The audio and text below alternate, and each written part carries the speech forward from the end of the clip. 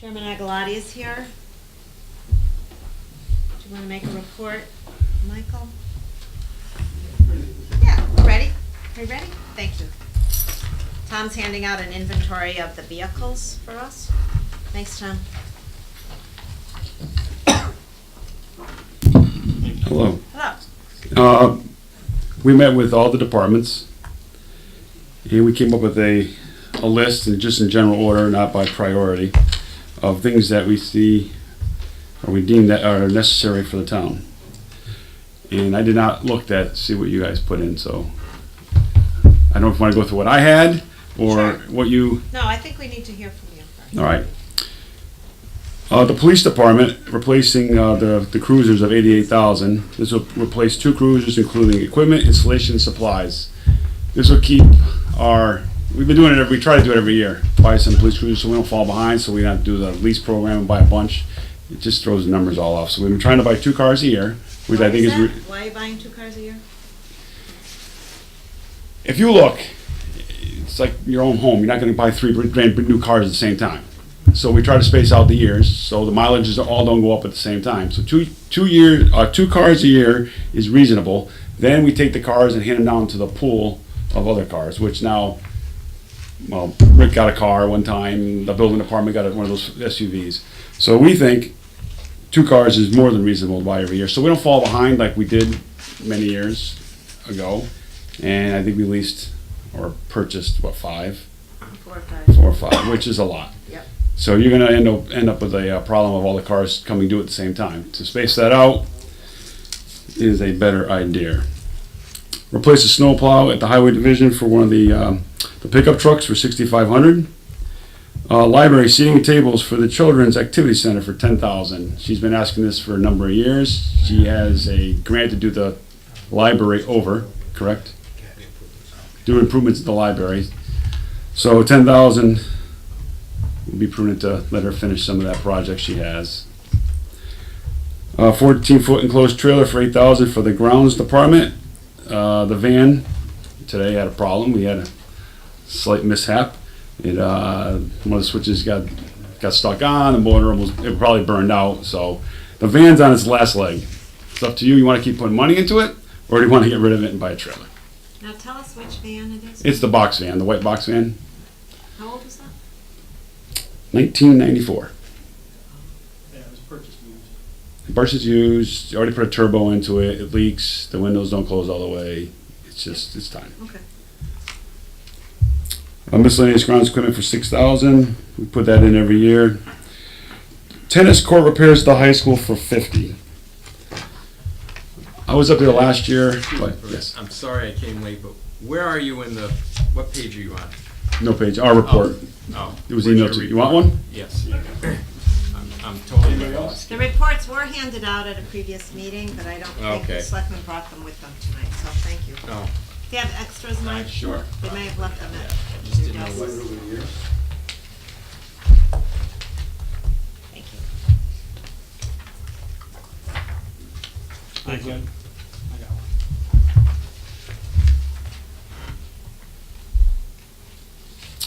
Now the tennis courts. Last year, myself and Carl and a man from New York he was looking at the track specifically, but we asked him to look at the tennis courts because they're in need of repair. And he said last year you have probably 2 summers left before you run into some big problems. So we're in the second summer, and all they're going to do is fill the cracks, and I call it paint the color. It's actually a sealer or something. That's what's starting to flake off. He goes, that starts happening, you're going to run into bigger problems. So instead of not doing it down the road and spending more money, let's fix the tennis courts. It's the only ones we have in town, and hopefully do it for $50,000 instead of waiting longer and costing more. It was a prudent thing to do. I thought we'd do it last year, and I think it's something you really need to look at before they get worse. Wi-Fi technology infrastructure, $188,500. This is a new request this year. It upgrades, replaces the Wi-Fi infrastructure for I believe the entire school system. Also repairs at the Board of Ed to repair various parking lots at schools, excluding Gildersleeve. This would do a double chip chip seal process, Carl's talked about for a couple of years now. The reason we choose not to do Gildersleeve at this time, we think it would be a good idea between the Board of Ed and the Board of Selectmen to look into if we need all the schools we currently have. Gildersleeve needs a lot of repairs, and instead of trying to piecemeal things together, and you need a big discussion between the two boards on what you want to do in the future. So we thought at this time Gildersleeve School would be held off. We talked to the Board of Ed member was there, and they kind of agreed there needs to be a discussion. Plus, the governor at one time was talking about consolidation, so we thought it'd be prudent for you to have a good discussion about what you want to do. System-wide upgrades computers, $22,000. That's put in every year to run the technology department. Truck computers for 16. The Public Works Director would like to have this because new truck computers it would be about 3 dump trucks out of the 11 we have will be for the purpose of salt output, which will allow 35% savings in salt. I really don't know what that means, but okay. He told us. Yeah. Reevaluation, we put in for 20. It's due in 2021, I believe, and that Tom puts money in every year, so we don't get hit with a, what's it, $200,000 bill somewhere in the area. It's actually 40 in the budget. 40 for the budget, yeah. A tail-line asphalt hot box for 17 for the highway division. It conserves and reduces waste of asphalt, which it does. I saw the demonstration last year. They had a demo unit. Instead of putting asphalt, as soon as it gets cold, it's useless. You're just dumping it out at the dump or wherever, and it goes to waste. This would keep it warm throughout the day, and overnight you can plug it in. So you're not throwing asphalt away. It's kind of a waste, and it's only 17 grand, which I don't think is a big cost. I don't know how much you're wasting a year. What do you use now? Nothing. You throw in the back of the truck. Oh. It gets cold. Dump it out. No Make good. multiple runs to try to save that asphalt from getting cold, but usually it never works out that way, so we end up, we have no way to reclaim it, so we end up losing it. So it's a good majority of 10% maybe, on average, just goes to waste. Where do you dump it? Like, There's 2 places. We'll either take it to one of our fill sites, or Butler takes reclaim. They'll take it, Yeah. so. and where's the asphalt plants that you access? Tilcon here, If they're open. and if they're open If in they're Portland, open. and if not, we have to run to the brick. Ooh. So we do small loads. We've been lucky. Tilcon's been open, but which is great for us. Another one I was kind of surprised. Town-wide, new fire alarm system for $20,000 at the highway garage. Didn't realize there wasn't one. I thought you should have one because, 2 in the morning if the place decides to go up and your trucks and vehicles are on there, that would be a So very... that isn't something your commission had been recommending, because I didn't remember. It came up this year. Yeah, I know. I don't remember talking. It's one of those things, you don't do it, something happens, we should have done it. Or you do the 20,000 and East Hampton had a highway garage go up, lucky it was during the day. You have something at night with all those trucks in there? Do we have an alarm now? No, No. I just believe no. not. No, it would just burn. Trucks are $200,000. It could be one of those that catches on fire and you got all those trucks sitting there. There's no smoke alarms then? So, when we did put the new alarm panel in, with the monitoring, that came up as a matter. I believe that was about 3 or 4 years ago now. It was a large investment. It was in excess of what is on that number.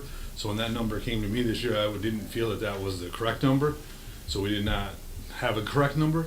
So we chose not to put it in because we did not have a correct number. So we were trying to work through the processes to get a correct number, because the number that we had was in excess of that, and that was a state contract number, and that was 4 years ago. And it was in excess by quite a large number. So that was where we wanted to reevaluate the request that was put in. We understand that it isn't a concern, but we need to do the homework to get a proper number, and we weren't able to put that together before to put it in the budget to make it an appropriate number. But it is something that is an issue. Is David working on that, Jim? Yeah, I Bob? coordinated with him to try to get, we've already had 2 vendors out to look at it. We're hoping to get some costs sooner than later. We've also had two vendors that have been asked previously to delay permits because they know they're not going to bid. So you run into that cycle when you ask too many times, they're like, we're good. So this is not the number, this is just an estimate? Or Well, panels about 15 to 20, just a panel So and, in 2005, 4 years ago, it was 30. So it would end up, we'll need more than this, I guess, is quite possibly. Unless the design has changed because obviously Technology the technology has changed. changed and we might need less because the distance for coverage is much better as far as the heats and the smokes, so things change. it's an awful large building too. It's not very small, it's quite the size. What Alright. do most town garages use, do you know? Systems. Some have, depending on the type of facility, are sprinkler. Got millions of dollars. I've been in Middleton, they have a fire alarm because I've been to fire alarms at city yard, so I know they got a fire alarm there. And like you said, it's millions of dollars. I mean, all that equipment, if it goes, no one tries by in the middle of the night, it's just gonna burn. Then you're gonna have to rent vehicles because you're not gonna get them overnight. It's just for a smaller cost. We're not gonna talk about that, it's not nice. I see, we've seen it, that's the problem. No, we'll look forward to getting a better estimate is what we should say, yeah, thank you. For grounds maintenance, they're asking for a Ventrac tractor with attachments for 45. Their thought would be to allow mowing on a 30% grade at the new park. I guess you got these big hills, and I got pictures of the machine, and it can be used year round with attachments for plowing, snow blowing, infield grooming, which would be nice to have a second infield groomer, and leaf blowing. It will replace a 1998 grounds master, which is pretty much shot. So, for the park, to mow it, but it also could be used for many more things. The Board of Ed oil tank removal for $12,000. This will be for removing an 8,000 gallon oil tank that is in the ground at maximum allowed time of 30 years. So they're at the 30-year mark. Carl found out that they need to come out of the ground, and I think there's 3, Tom? 3 of them that need to come out. This is for 1. And he wanted to do the biz first, and the Brownsville Municipal first, and then the other 2 later. And I threw this one in for monument restoration. More or less, it was to have someone look at it to see if anything needs to be done. Our past finance director, Don Goodrich, told me to keep on it so we don't go. So how long ago has he been gone? So we don't know, again, have someone look at it to find out if it's in good shape, doesn't need to be fixed, or it's going to cost you some money before it gets out of hand and costs us more than we want to spend. And for LoSiP, park and recreation field improvements for $30,000, and then resurface of public parking lots for $38,000. That comes from the state. And then water and sewer, again, the tie and bond report. You probably have all discussed it many times. And then resource recovery, some facility improvements and replace containers. Of all, there was $2,693,000 of requests, and we cut $1,683,500.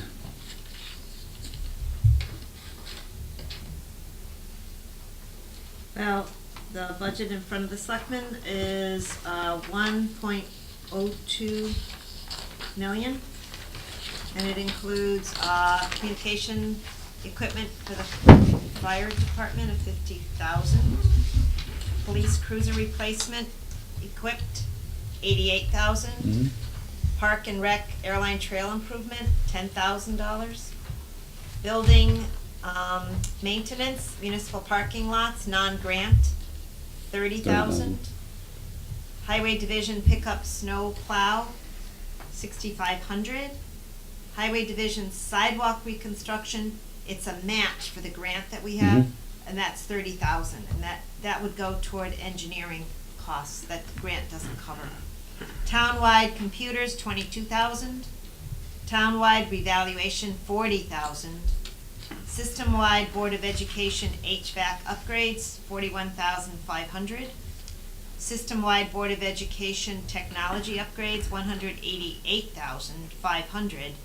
And the total for the transfer in from the general fund for town and Board of Ed is $506,500. If approved, the LoSiP would include park and field improvements for $25,000. Municipal parking lot improvements, specifically Company 1, $38,706, for a total of $63,706. The town was awarded additional funding from the state with the Community Connectivity Grant Program for sidewalks on Main Street for $204,358. And I think, in addition, transfer in for sewer, $125,000. Transfer in from the water department to capital, $125,000. And the total is $1,024,564. Is there anything else, Tom, that I should note? There is one other thing, and that is the work that will be done on this building, the library. Mhm. And I believe that is funded at about 240. I'm sorry? Yeah, about 239 or That's so. what they have. That's what it's funded at. I got up to 30 more. Did you know that? Yeah, Gentle was in the meetings. Right. Do you have any concerns or want to talk about anything on this report? Tennis courts? Ralph? Yeah, well, I guess my big thing is I did, certainly was looking at something to be put in the town garage for any fire concern. So Bob's working on the numbers. We had conversations about whether there's another strategy, if it's not in the budget, if we could somehow fund it. But to me, that's one of the more critical things when I look at the list. Yeah, it's one of mine too. I was just the amount of dollars that it's sitting there. If we had a problem, we can really run into some trouble. And then say, oh, we should have just spent the money. Yeah, we'll definitely follow up on that. Anything else, Jim? No, I mean, I was at those meetings when we were talking about both the track and And the the tennis courts. tennis courts, and I think the track we know is gonna be a larger repair. Total because replace, it's gotten into yeah. the base, yeah, and we definitely wanna avoid that with the tennis courts if we can. Yeah, he said the track's pretty much a goner, and the tennis courts are. He goes, you're not far off. Just keep them up and fix them, and you won't have an issue. He goes, when's the last time you sealed them or painted them? Well, when they were built. He's like, that's a little long. And from a planning perspective, the other things that are going on are associated with the 2016 bond improvement package. So the park is ongoing this Mhm. summer with completion of 2020, total completion. No, Early, be late finished this fall. 19, this Late. fall. So that project is ongoing. Spring Street, all the signs are up, so that project is going. Saw them today. I'm like, what's going on Yeah. up there? Yep, nice signs. They really did a nice Very job, big. Bob. That looks good. They did the saw cutting on the road, so people will not be encouraged to be using Spring Street. There'll be detours associated with that. Add to that the sidewalk project that's ongoing. Add to that, from the bond authorization, additional, will be Company 2 Firehouse roof. And what will be at the town garage this year? The roof. So there's a lot of projects going on this year. Obviously, there's other projects that we know need to be done that are in the plan that you mentioned. But in terms of actually the execution of all of these purchases and projects, I would say that Bob Shea will certainly have things to do. There's many more to come. Bob's still trying to get that tanker on a grant for the fire department. Yeah, we made it through the first Yeah, phase. I believe, congratulations. So we'll see. what That's good. happens there. That's very good. And a pumper. He's going to need a pumper soon. Okay. He's been asking for that for a while. We've been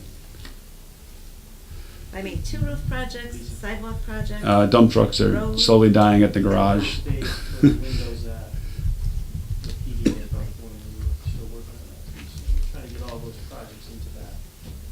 There's some big expenditures that are due coming up. It's like every year. You need some dump trucks. Again, you got to keep on the police car program.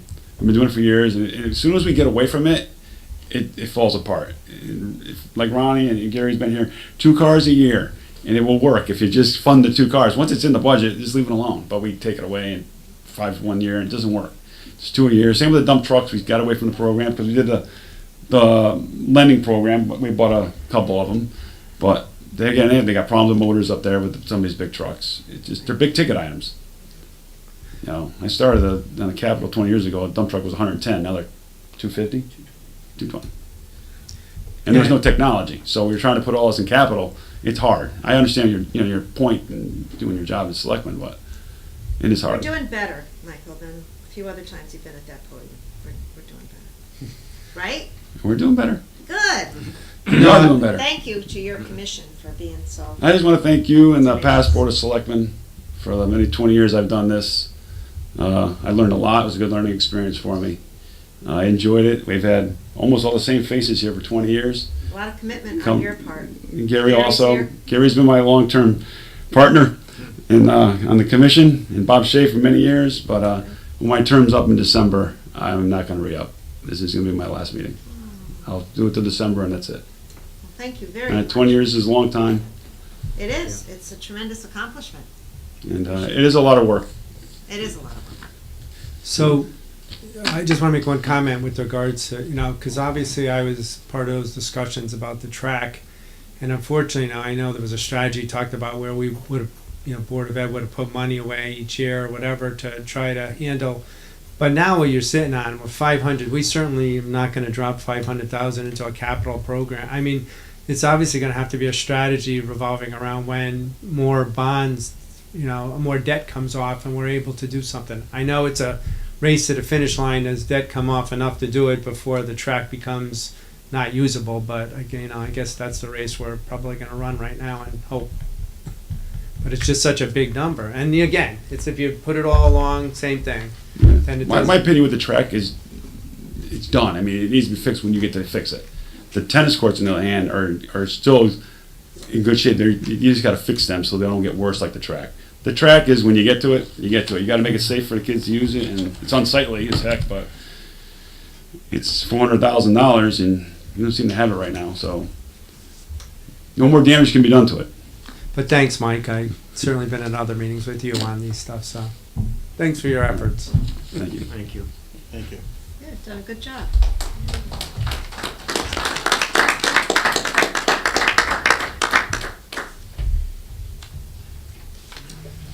Okay. So this brings us to deliberation. So what I'd like to do is go through our proposed budget, or actually it's my proposed budget, and listen to what the selectmen would like to do in terms of going toward a final product. And if we start with expenditures, with everybody's permission, I believe that starts on page 19. And what we traditionally do is go through each page, and if there's some suggested changes, and I know many of you have done your homework, and there may be some items on page 19. I think there's some changes there. Anyone want to make suggested changes? So page 19, I will suggest on program services that we reduce that by $750.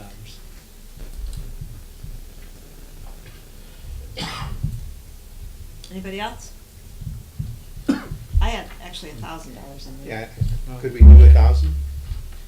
What? Oh, I'm sorry, you're right. That was- What are the program services? What's in? Program services would be some of the things that you do in terms of honor programs. Sometimes you do a dinner for volunteers at the food bank. You do volunteer with the CERT team, some of the other activities in terms of program services to, And it still will leave 2,500 in there, so it's not Yeah, gonna wipe it out completely. I had suggested a modest increase in there, but if you wanna keep it at 2,500, that's about what you've done. If you look at fiscal year 18, you spent $2,000. So there should be enough Yeah. there, I Yeah. think. I think that's, Yeah, that's fine. yeah, I had a question mark why it was going up, so. yeah. So that'll bring it down to 2,500. So that's a reduction of 1,000 on that page.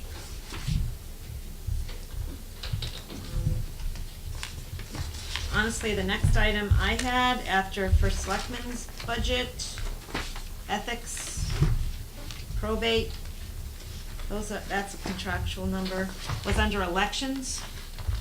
I think the numbers that I put in there are probably reflected more of a gubernatorial election, and this year it's a municipal. So I'm looking at line 14007, election worker stipends, and I think that can go down by $1,000. As well as election supplies, which will be less, that's line item 69000, also a reduction of $1,000 there.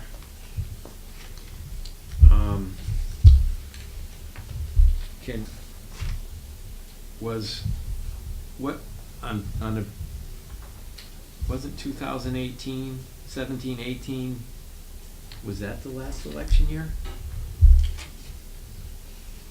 Where we, Susan? I What think was- that's municipal. Am I right, Okay. 17? And then 18, what was Yeah, it? 1819 Was was the largest Senate. state, right. And that Okay. was last November was the larger, but the municipal elections were the year previous. And that was, the actuals were $3,800, right? Well, we were a lot less, actually, for that line item. Yeah, so I'm questioning, why can't we even reduce it more? Tom, do you have any comments on that? On Yeah, both the those? couple I had on that was, I know that, we had met, there was some, as the, elections went on in the past, there was some election meetings with the registrars and I think some state officials and the others. And they kinda came up with a little bit of a redirect on staffing the projects, and they wanted different levels of, the election workers. So it seemed like in the current, in fiscal year 18-19, the election, there was many more election workers, in the projects and on staff, and the supplies seem to be much higher than they had. Now, it was a governor election, but, you know, it's that, you know, I think it's somewhere, in the middle there of, plus the other thing is you do not know if there is there can be, different, primaries, so in certain events, but it's gonna be interesting to see their, you know, I think you have some reduction, you went with 1,000 there. I mean, you can go a little bit lower in election supplies if you think, but one, the cost of those continue to rise, and then if they do buy more ballots or those things in their supplies. But it's not a big election year. Well, 2016, Rick, was 2016-17, so November of 16 was presidential. So you can see So- part-time payroll. Now, their salaries have gone up slightly, and they will go up for next year too. So it's 2.5% more or less each year. Okay. So the municipal was November of 2017. So I think the payroll looks decent. I don't know that I want to Yeah. do too Well, much there. you basically only went up $200 on the payroll, and Right. But the election worker stipends, we did have a need for additional workers at the gubernatorial, because we didn't want people waiting in lines, and we wanted to make sure that there were people at curbs, because we have curbside voting, we have same-day election registration, and there's also other new ways of voting that they encourage people to get out and vote. And we have to have people available to help with that. So that's why some of those stipends may have gone up. Whether they're gonna go up to 10,000, that's why I suggested 1,000 less there. The supplies, if we spent 3,800 for the municipal in 17, maybe that could go down to 5,000 instead of 1,000. I don't know. Well, yeah, I would say so, because we're more, 17, 18 was just a municipal election. Yep, you're right. Which is what we're gonna be having in this Yes. budget. Yep. So if you take Yep. 1,000 off the election workers and 2,000 off their supplies, that would be. I think you could, well, I don't, that's just me, but I'm thinking you can even take more off the election workers, because the last municipal election, you had $5,000 spent. Now, I understand you're saying you have to provide some more people, Yep. but I don't What do you- know, I'm what do you thinking want- like do you want- what do you want? 7,500 or 8,000, I mean, it's, but How much? not take off, I'm saying Okay. instead of 10,750, maybe it should be 7,500 or 8,000 or 8,500, but So you wanna take off I would be two? more in line with what we did in 17, 18, unless for some reason that was a bust, unless, No, you I know. don't think so. So if you took 2 off of the election worker stipends and 2 off election supplies, there would be a reduction of $4,000 in this budget. What's your pleasure, board? I think that's reasonable. Okay.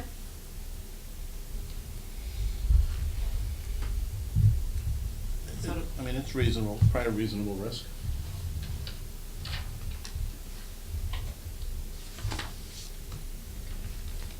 the next page that I had some comments on was, let's see. Anything on 29? I didn't have anything on 29. 31?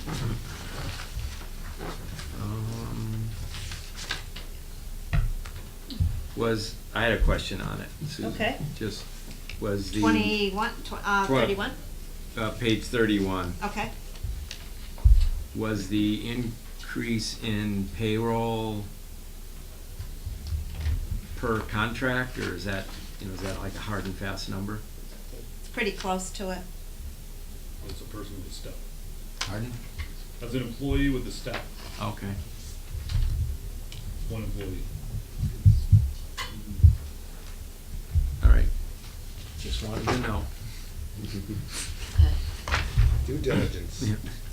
33, assessor. Same question, Tom. That is one full-time assessor and a half-time clerk with a step. Okay. Not clerk, but not obviously, the full-time assessor just gets the normal, whatever it was, 2.5% of it. So we have a full-time assessor and a half-time Correct. clerk? No, not assessor, half-time assist, Uh, half-time clerk. secretary. Sec-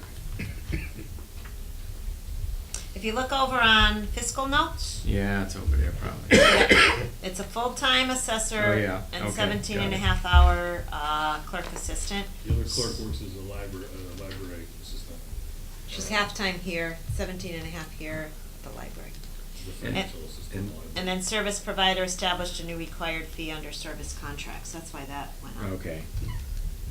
So that's per contract, the Yeah. service, yeah. Service contract, it's a SQL database license that they said, you're paying for it. Okay. Okay. Page 35.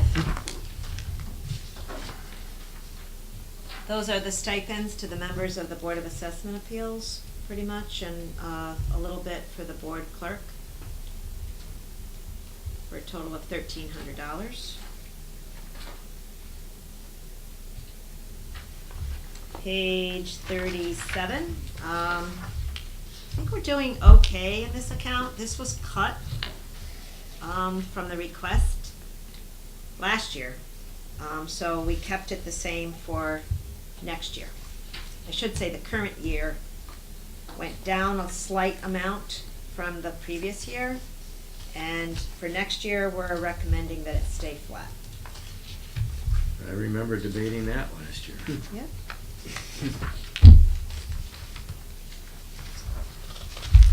Let's see, page 39, town clerks.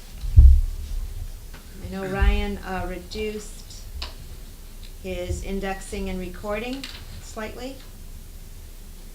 And the rest is, salary for a total of 0.86% increase, modest increase. And that's one full-time clerk and one full-time assistant town clerk. Central services. And this is, the rental cost of the postage machine equipment, townwide equipment related to service contracts, as well as the cost of postage, advertising, the publications for meetings and things that we have to do, as well as office supplies. So it's a centralized operation as opposed to each department ordering their own supplies. They're all ordered through Tom's office. We find that works well. There's no increase recommended for this budget, or this page. And just a question, I would assume, so Board of Ed's at their own page for this? This doesn't include Board of Ed, No, right? no, no, no. Can I ask Tom a question? Sure. There was a pretty big increase, like 25% from the previous So last year. actual budget. So what I'm gonna ask is, how are we doing this year? We're 3/4 of the way through. So fiscal year 18, obviously, we held the line to save close to $1 million because we had no revenue from the state. We lost about $1 million. So that was held budgets across all the lines in 18. Every budget you will see. There's no way we could have made that without every department just holding the line on it. So that was unfortunate caught by the state that we had absorbed.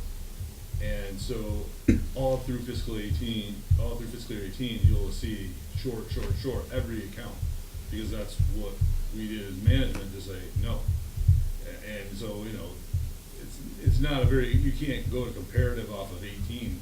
So you're talking the year that you spent 76,000. Is that the year you're referring to? Yeah, correct. Yeah, okay. I mean, that's, that year, we held the line in, you know, you're buying whatever you exactly need for that minute and no improvements to them. So that was not a reasonable year to compare to. It's the consistency year is, it's right within that number. And then the contract, you know, the service company, we have the whole rental fleet for the whole copier systems in this contract. That's what's in the service contract. Plus, all the alcohol and all the alcohol testing and drug testing for all the employees in the town.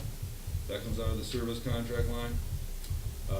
And the postage for all the town, except for the water and sewer departments. And then all the advertising for the town and the board come out of advertising. Because we do all the legal notices for the board for all their bids and all their big bid activity. So that, you know, that's and again, we in this department, it's under the county coordinator does most of the purchasing with my assistants. We'll hold the line when we have to hold the line, and we'll try to accommodate everybody's needs when we will. But we definitely do. She does a wonderful job utilizing all the consortium contracts, state contracts. Does a great job of shopping all the equipment. I think it's been a very good cost savings endeavor for the town when we brought this back to the centralized location. No, I agree with the concept. What I'm asking is how have we done so far this year? Like on your expenses? Because I'm looking at this and, you know, postage, I don't know how much postage has gone up in the last couple of years, but we went from essentially 15,000 to 18,000. Now we're holding the line. Advertising, we went from 15 to 20,000. Now we're holding the line. So I'm asking you, how much have we spent on this so far this year on the 18-19 budget numbers?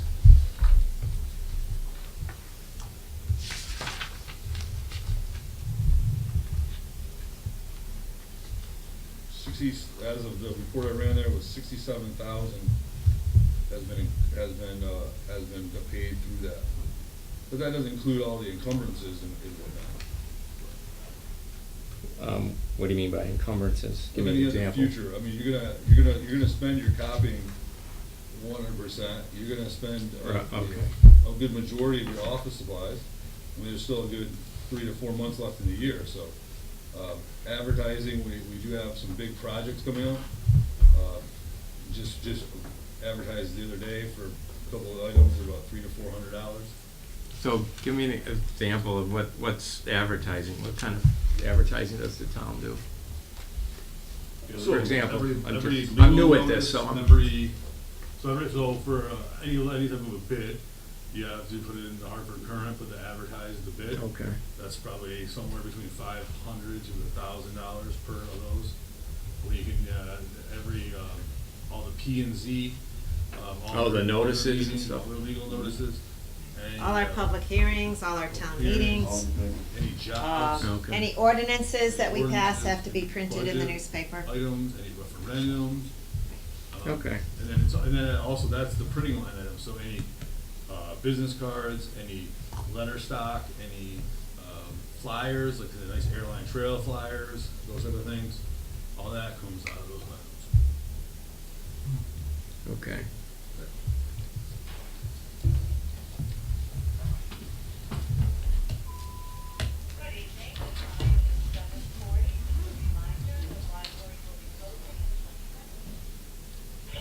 Public announcement. Are we ready to go to page 43?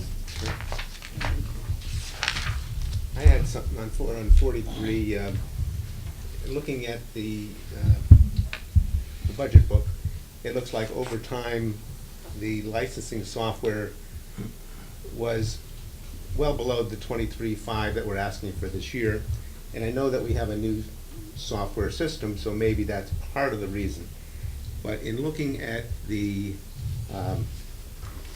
current information that you gave us, Tom, is that, where am I? That we budgeted 22.5 this year. There's a remaining of 13.372, which is about a 59% left over for this year's purchasing. It seems like 25% of the year left. Could we cut $1,000 from the 23.5 that we're projecting? Yeah, I think that would be reasonable, sure. Okay, thank you. So that's line item 31008, a reduction of $1,000.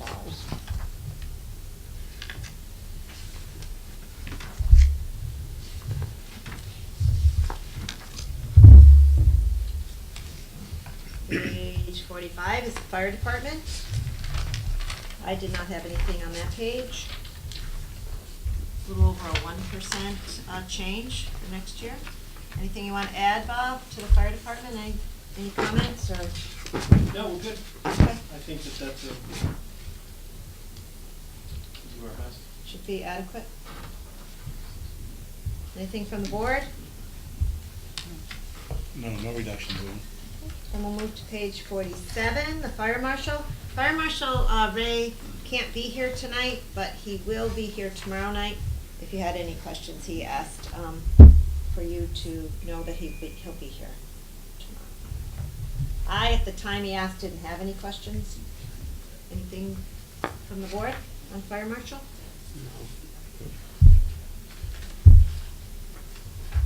Page 49, emergency dispatch.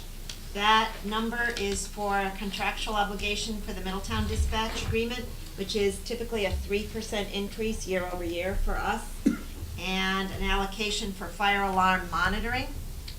We pay a separate company to monitor our fire alarms. And then the regional medic dispatch agreement was something we had neglected to put in this current year, so we put that into next year's proposal. So that's why that increases. Is that right, Tom? Yes, the Valley Shore. Yeah. Valley Shore. You want to explain what that is to the board, for the Valley Shore? So when KX disbanded, which handled our paramedic dispatch program through Middlesex, they did it for free for years, forever.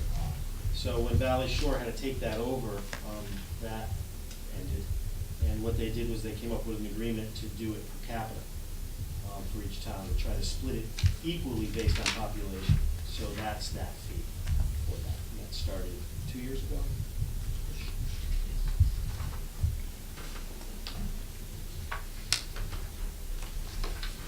Page 51, police, and Captain Millardo is here and Sergeant Cunningham. Ron, did you have any comments on your page? I think we went over, Rick had a question on the overtime, and we went over that over the weekend. Would you mind taking the podium, please? Oh, sure. Thank you. And we went over that over the weekend, and I think you were satisfied. I have laryngitis, so I'm not gonna be able to talk a lot. Yeah, Still Ron got did- it. Still got it. Yeah. I did talk to Ron on the phone But Friday. how about other board members? Any questions for Ron in terms of next year's budget? I know there were some questions on overtime and whether or not we needed to address that at all. I think it's a modest amount here. And then private police duty is revenue driven. About Yeah. 185,000 in revenue offsets 140,000 in private police duty. The revenue line item is another section of the budget. Other than that, there's a reduction in your gas and diesel fuel for next year by about $9,000. I don't know if that's more efficient. Yeah, you know, I noticed last year I was yipping about the fuel costs. Yeah, And this year I noticed it's it's down. all down. Now, is that because our cost is down, or we just get more efficient? Yeah, as I stated in the write-up, on each one of them, we have a locked contract for gasoline, and it was a very good contract. I guess. And the Well newer done.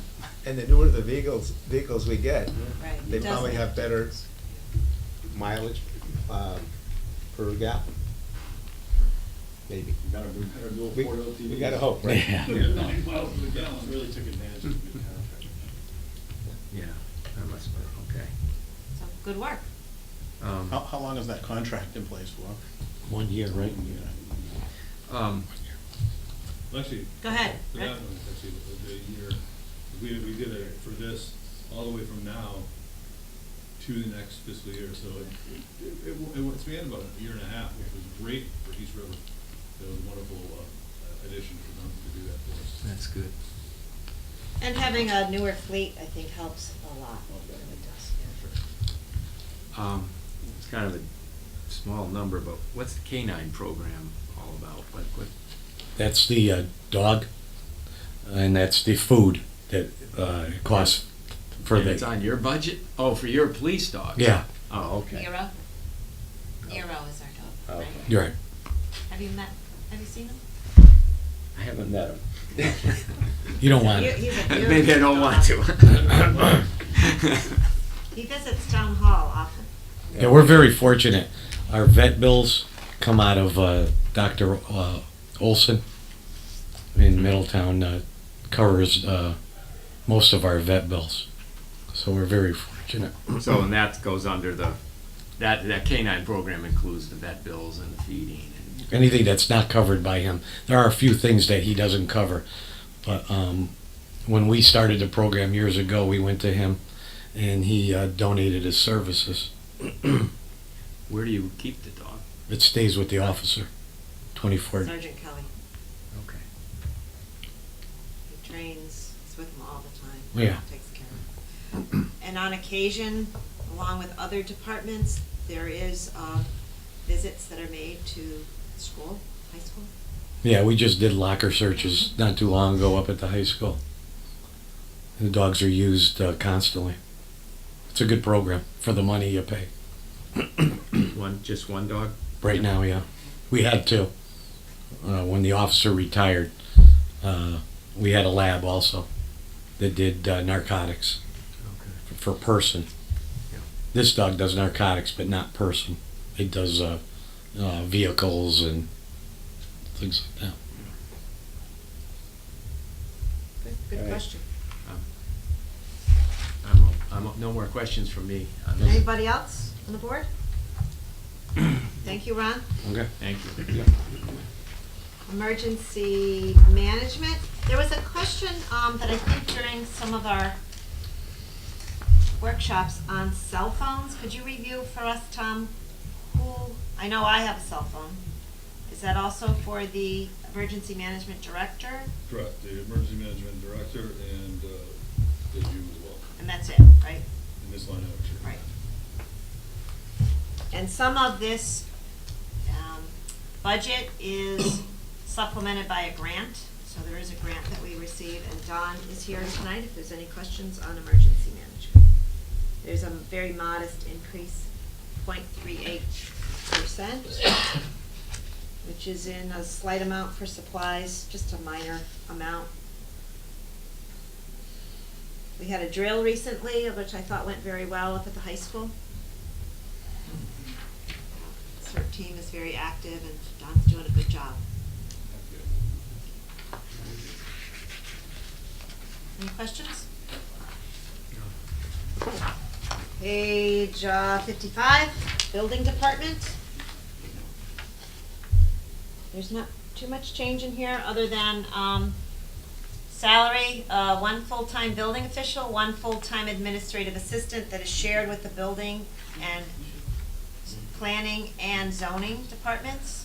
That assistant manages files, correspondence for economic development for the fire marshal, the Chatham Health District staff, associated land use boards, commissions, which includes planning, zoning board of appeals, conservation, inland wetlands, and EDC. The building official is also our blight ordinance administrator. So, this was on full-time, okay. No, never. Okay. I see it, okay.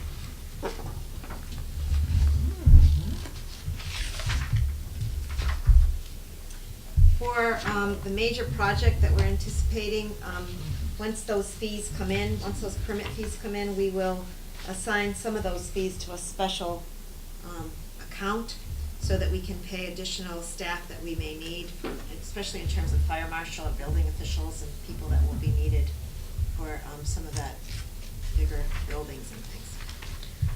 So that's not included here. I'm sure you're aware there's some talk about that we need more staff in the planning department. Mhm. That's coming up. Oh, okay, That's not building. that's true, all right. So the next one is the Public Works Director, page 57. Anything on that page? Bob is here. This is for the director and the administrative assistant to the director. Those are the salaries here. So 2 full-time people. So, all right, I have a question, Bob. How come the hazardous waste is, well, it looks like it bounces around. They added one additional pickup this year, and that would be our share of the cost. One additional day. Oh, day. Mhm. It was negotiated through that whole process of winter. There we go. Okay. And repays.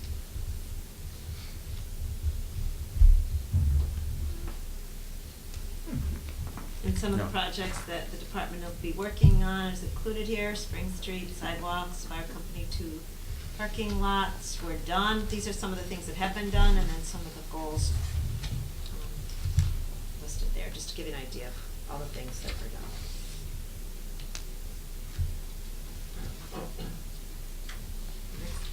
Page 59. I had a question, Bob, on the highway department storm drain monitoring.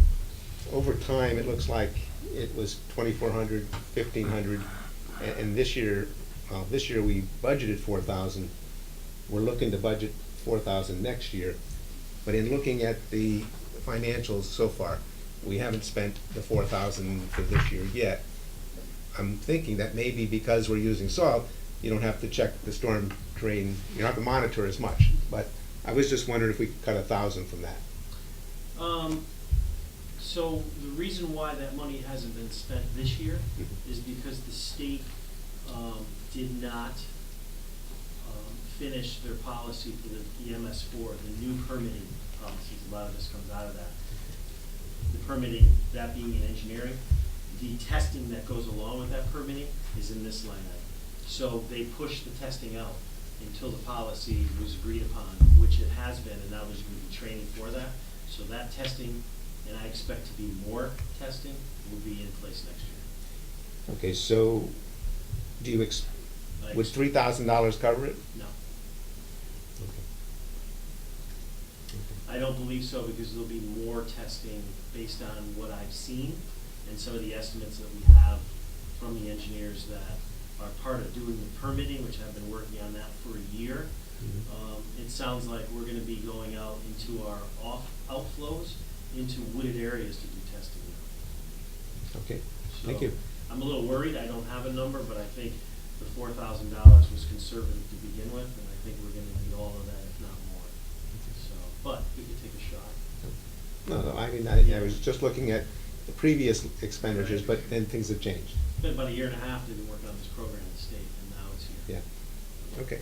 Do you expect to spend this year's money before the end of the year? I expect to spend a little bit more of that. We have, actually on Friday morning, we're going out to do visual and lab samples Friday that we still have to do as part of normal stormwater, which we have sites that we have to sample, which is the resource recovery or landfill.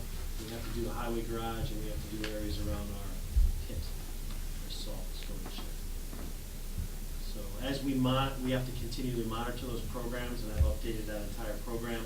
And with that, I'm updating some of the testing that we should be doing moving forward. So with that, I will spend, I hope not to spend all of that, because obviously there's some testing that has not been done, which we haven't had to do because the state pushed that on. I was just thinking that since we're not putting sand in the catch basins, That's a different test. okay, That's your catch basin cleaning line item. But- And I'm hoping that this new process will allow me to reduce that by at least half, which will be,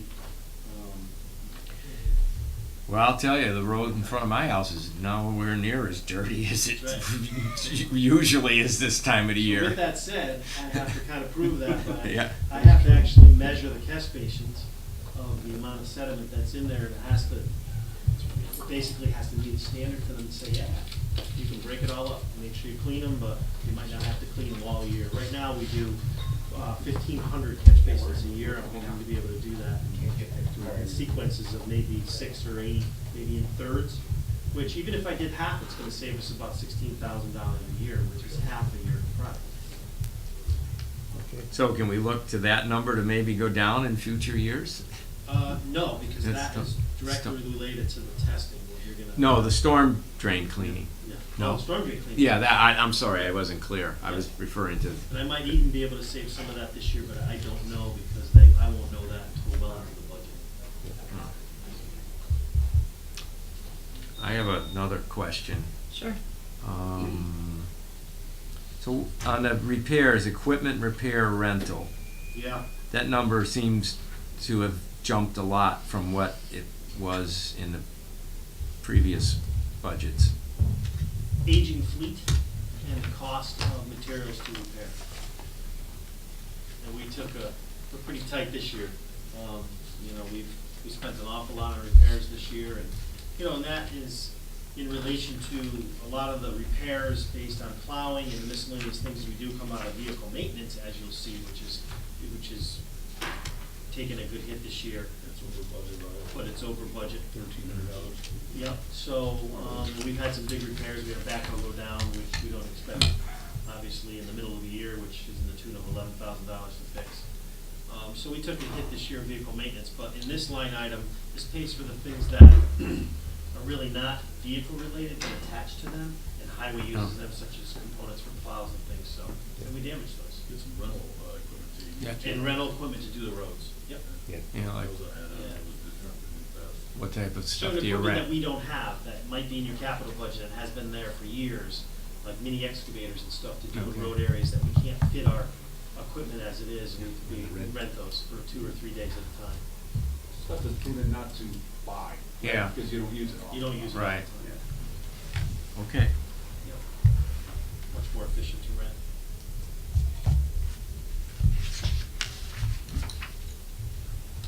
Anything else on this page?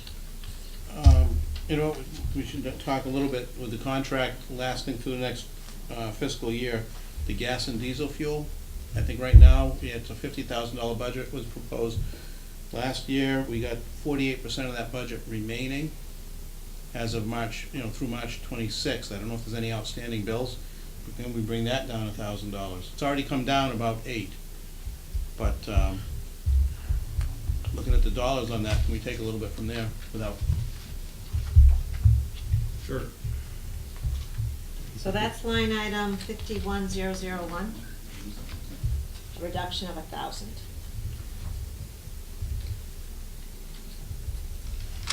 Anything else? If not, we'll move on to page 61, which is somewhat related, vehicle maintenance. Questions? Comments, Bob? No, just as you can see, we talked about that equipment repair and rental line item, that's more repairs there that we do on the entire fleet, including all departments, so we have a very modest increase there, but again, this year we took a pretty big hit, and we hope not to have that next year, so we should hopefully stay in check in that line item. But you never know.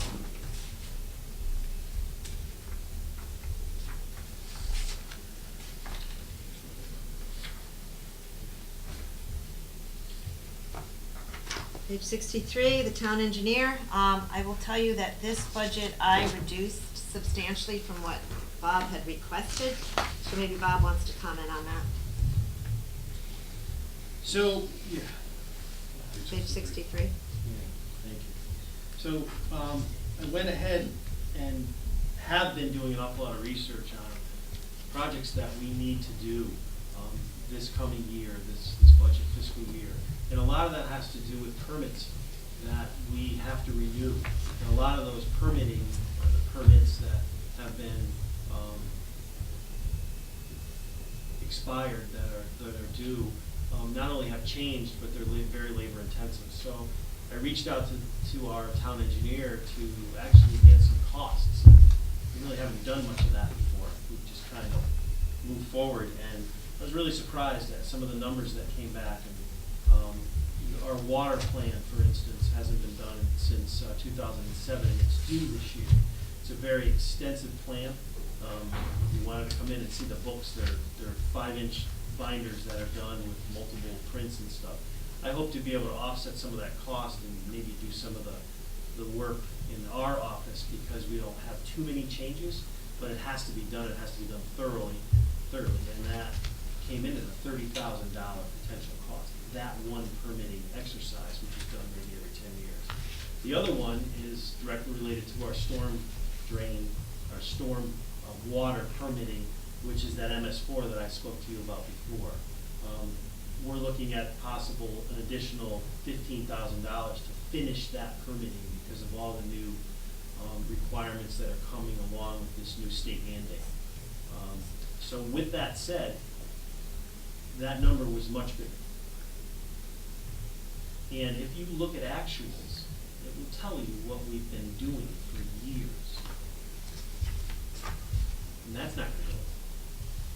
So, with all the new increases in permitting and all the new requirements by the state and the federal government based on highway safety, I don't see it reducing.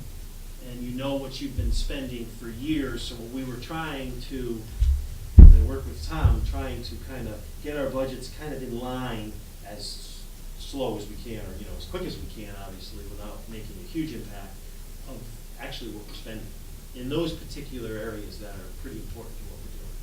So, will this be enough money if all those come to play? No.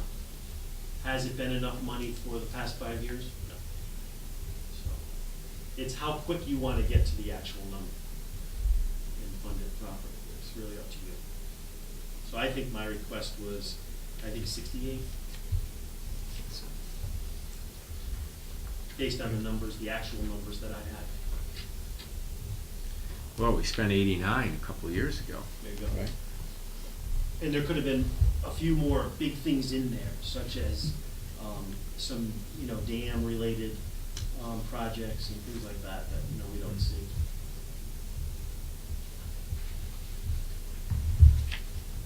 So that is your public works engineering line item, as well as, we took a big hit this year just in public safety because we did some safety engineering that we needed to do for traffic-related things like that. We hope that, we won't see that any longer, but, you have some big areas there under public works that, we're gonna end up spending some of that money.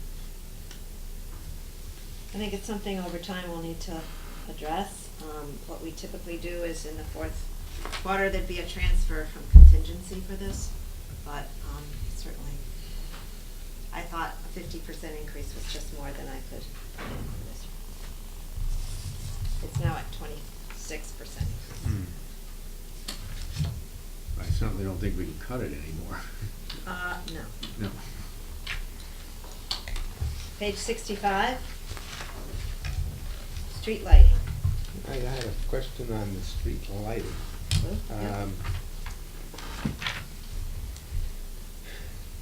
It looks like, over time, 122,000, 109 went down. I'm not sure why lighting would go down, except for the fact I do know that we put in LEDs. So maybe that's it, and that this year we're requesting that's $6,000 reduction, but it was at 109 and it's at 126. I was wondering if we could reduce that by 1,000. Sure, but That's line item 62001, so a reduction of $1,000 in that one. Okay with everybody? Yeah. Actually, we got 51% of that, budget. We're Yeah, I was we're in just good looking. shape. I know. I think the fact, that's gonna be one to track as we get. I'm really see the wondering full if effect of the $1,000 LEDs. is enough. Well, I think that we can see how it tracks for the whole year, and see how, we're gonna learn. But, actually, I'd be curious, I wanna ask Tom this, if we're roughly 3/4 of the way through our year, and we've only spent half of the, street lighting budget, based on this March 26th report. right, so you got all of March, so you would have probably, Probably didn't pay for March yet. but you didn't have March, definitely, you probably didn't pay for February. Because the February Okay. would have bill come out, would have been in somewhere, probably March, April. So you got that. The reason why I felt we could go down to where we went down was as we did see, we saw a little bit of a savings. So that was a positive. Now, distribution continues to increase. And we see that on CNG. I mean, I went down a little bit sometimes with some of that on CNG, and now I'm seeing that that's going up by a large amount this year than we thought. So, utilities is one of those ones where we do our best to estimate for y'all. And, I think there hopefully is a savings there. And then, like you say, if the trend continues, we'll probably try to take a little more off next year. But I think, I think it's a reasonable, we went down a nice 5% reduction there. And now you take another 1,000 from it, Okay. If it makes you happy, you can take another 1,000, you know what I mean? Take 2,000, there you go. Whatever you wanna do.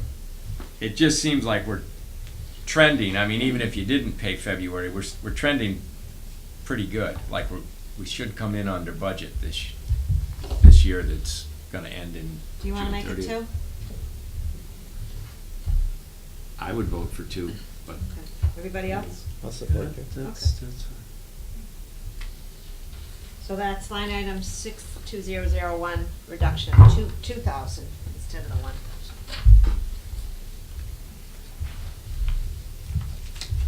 We'll move on to page 67, grounds maintenance. a question on ground maintenance, Okay? on the supplies and on the equipment purchase. It looks like there's in the financials as of March, that there's about 85% left in supplies, equipment supplies, and about 80% in equipment purchases. So I was recommending, or at least suggesting, that we cut those by 1,000 each. We just had a big seasonal purchase. Yeah, you can buy more of it now. Just had So this, 12,000. so you'll probably be that- spending that now. Is that equipment supplies or ground supplies? Ground supplies. Now, we're talking equipment Equipment supplies. I'm sorry. Underground and maintenance, though. It's, commodities, number 61003. Tom? So I just wanted to just clarify, because this budget's a tricky budget, because ground supplies and equipment supplies are kind of synonymous. So at this point, ground supplies is actually a negative 1,302, and then equipment supplies is a positive 2,638. So it's like you're really, we're having $1,000 for the rest of the year, and then the grounds is when they hit their run, is, you know what I mean, is April, May, June. Yeah. You're gonna be spending, you're gonna take a break and, items breaking on you. That's tough for, to say that they're not spending the money, I think that they're right where they would be. This is time sensitive. Yeah. Okay. That's good. Okay, so we won't reduce that one. And did you have another one? Did you say something about equipment purchases? Just the supplies and the purchases, but one offset the other. So there's no recommendation then? So, wait a And those, minute, I have- you're saying that in that ground maintenance, the purchases and the supply accounts, one is in the red and one is in the black, but not by much. Yeah, equipment purchases are actually large, they're the purchases of equipment, so let's say you have like a blower, like a steel blower that they wear, or a small walk-behind mower, Right. or a weed whacker. As those things arise, that's that purchase. Equipment supplies, maybe things like rakes, posts, things of that nature, some types of wood. So that's a tricky one to say, I mean, $3,000 is almost hard, like, you can see, like, in 17, we made a large purchase, it was 19,000, that's a tricky one, and 3,000 is kind of what you need to make a purchase of small items. Okay? Thank you.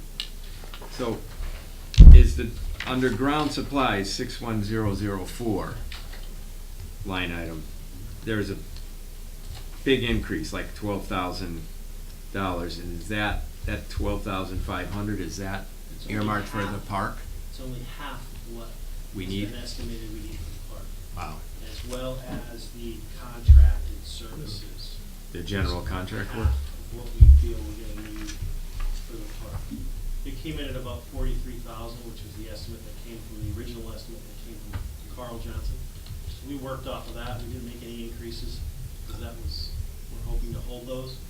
So that's where you are versus what I thought we were gonna be at. So, we take the park over a little later in the year, and I guess we do our best with what we have. Well, that's true, because, actually, though, the park's not gonna open till what, September? Right, Or- there's a big process about overseeding that's in there that Oh. we have to do to keep fields established, and it's a program that they do, and it's usually done in the fall, and it's very important, and we might be a little short there, so. Yeah, and the only conversation I know that a couple of us had is we're looking to try to understand what's going to happen when, what's the official way that the park hands off. So you have the spring, they're going to have to seed it in the spring. So I'd like to make sure we could verify with the developer that they're going to do that seeding, because obviously that would be a significant cost, I would think, on a brand new fields trying to grow them.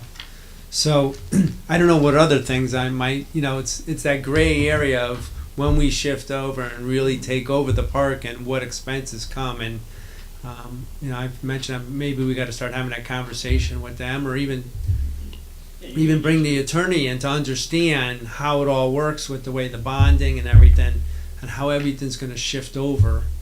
And, when we could start looking at bringing money or funds in from other sources, because it's the official end of the bonding. So between those two things, we need to start getting a little more information from, because I don't know when we officially, take over. I have a question, Sue. Yes. Yeah, getting back to the supplies, now that I look at it too.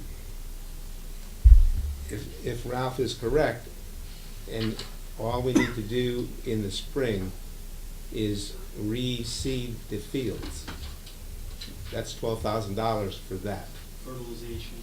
and fertilization for the 4 fields. That seems like a lot of money for 4 fields, and maybe I'm So you wrong. have, well, yeah, I mean, you have fertilization, 3 applications, which falls summer. This estimate was established if we take it over in Yeah. July, September. So there's grass seed, there's infield chalking, there's surfacing for the playground areas, there's landscape mulching for the back of all of the walls that have been put up, which are on the property's sides. We can't get up there with wheelbarrows, so that's gonna be a contracted service to blow mulch up with a truck on that side. We can't get access there. There's some miscellaneous costs, but, really, there's athletic field paint to be able to use them in the fall. That's not gonna go away. We have to line them and paint them if we're using But if those we're using them fall. in the fall, we won't be using them until the next budget cycle. Yeah. No, we won't be using the fields. Because we in the won't fall. use it this So there's fall, your reduction. but we'll use it If we take them in September. next fall, right? Right, it's spring. Yep. So the calculations that were made here were to take the field over in September, and then, some of that treatment before it goes dormant, and then the startup in the spring are some of these costs. So yeah, so that it is. Again, it goes back to the question of, they're have a, responsibility to make sure that it's complete before they walk away from it. So as seeding it in the fall, does, that you would think that that's part of it, Seed but establishment. we need to verify that. Every year. Right, so yeah, 50% reduction, you might be good there. I wouldn't go any farther than that, but, because you don't want to lose a new established field, because you can't maintain it in the very beginning. That's the critical part, the first 3 years Yeah. of any new turf. It's extremely critical. So were you talking about that 43.5 line item? Yeah. Is that what you were talking about? That's what I thought he was talking about. Yeah. And that's what, Right. yeah, I just want to make sure we're, ground supplies 61004, that's what we're, Yeah. yeah. Yeah, so if you were to put that estimate in full, your general contract work line item would have been 18,000, and your ground supplies would have been 66. And with what we have in town right now, the 31,000 seems to be a fair number based on information from the financial that Tom gave us. I don't know, it's an unknown, but it seems like it's a $12,000 increase where we're not gonna really use it until 2020 and 21. But you do have to prepare it and get it ready. He's gotta do next spring's work, probably, most Right. likely. By next spring, we'll have ownership of it, right, Ralph? Again, it depends Okay. it may or may not be. I mean, we really have to talk to them to really understand where they hand it off. So if We know that there are certain obligations, right, for example, reactivating the splash pad and stuff, that were included in the contract. We have to look and see what the specific language says about, for example, if there's any spring overseeding, who's responsible for that. Well, the splash pad's not even part of this discussion. No, I'm There's- just yeah. saying in terms of that's No just a numbers in there for language- that. That's just a language example of, But we know there are right. some things that are gonna be carried over and others will be our responsibility. But We this have is to ground make that. supplies, just ground supplies. Yeah, and contract services. So those are those two issues. But remember, you take it over. It's a full year if I get it in September. You're not saving really anything there. We signed that over, Ralph, and they're responsible for the product to germinate, to be established to a certain degree. That doesn't mean that they're going to, they have a requirement. If it doesn't come up to a certain degree, which is acceptable, then they come in and reseed or whatever. But it's the process to keep the fields, moving forward Yeah, those are no, the you're right. that you're currently doing to every single one of your fields now. And this one being new, although it's new, will probably need a little more care in the beginning to keep it established. You're going to have to.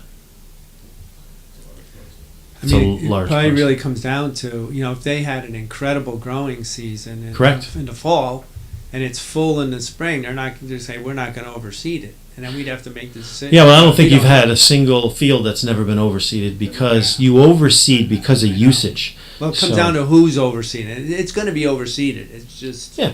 whether I don't you think you'll see make an the overseed in argument their of who contract. does it. Unless it doesn't establish to the certain criteria that's in that contract, which they'll make it established because they have stuff that we make grass grow with. It's making it continue to thrive after that. And as you play on these fields, you wear them out each and every time so that the grounds division goes in and makes sure that they treat those surfaces so that they don't get dormant and beat up where you can't do that return. So that's your general maintenance that they do on all your fields. So we applied that general maintenance that we do each and every time now to that field, which is larger. So the numbers came up a little bit, that's all. Well, and the other thing that comes into play is you really can't take the other fields out yet No. until you have these established, and then you Right. could take out Ingersoll and Tomaso. But for Right. now, you gotta cover them until Right. you're good to move And on. those aren't that large, and those investments that we make on the care of those is less. They're not really ours. So we make them, playable, but we don't go overboard. That's for sure. When you say take them out, like, are we gonna just Not use them. stop? We're not stop gonna use them using 'em? anymore. Mhm. And we're just gonna let them lay fallow, or? No, because We don't own We don't we know. don't own 'em. yeah, we don't own them, or Okay. lease Talking them. about Tomaso on Yeah. Ellen Avenue Mhm. and Camp Phelps Ingersoll soccer fields that they Right. graciously allow us to use. And the way we quote unquote pay for those is we take care of them, but we don't pay them any money for it. But Okay. once this park is established, the plan is no more Tomaso for the town, which is a gentleman's agreement. They don't charge us for that either, other than upkeep, and the same for Phelps Ingersoll, they will not. So we'll get some savings there, that money. Yeah, I will go can't toward- speak. That'll go toward, Right. I can't speak for Nate, but I think the majority of your savings on those two fields is manpower, is time, and not really product. And then the other issue related, just to bounce back to capital while I'm here, in grounds is I still have to decide how we're going to be able to mow the hill.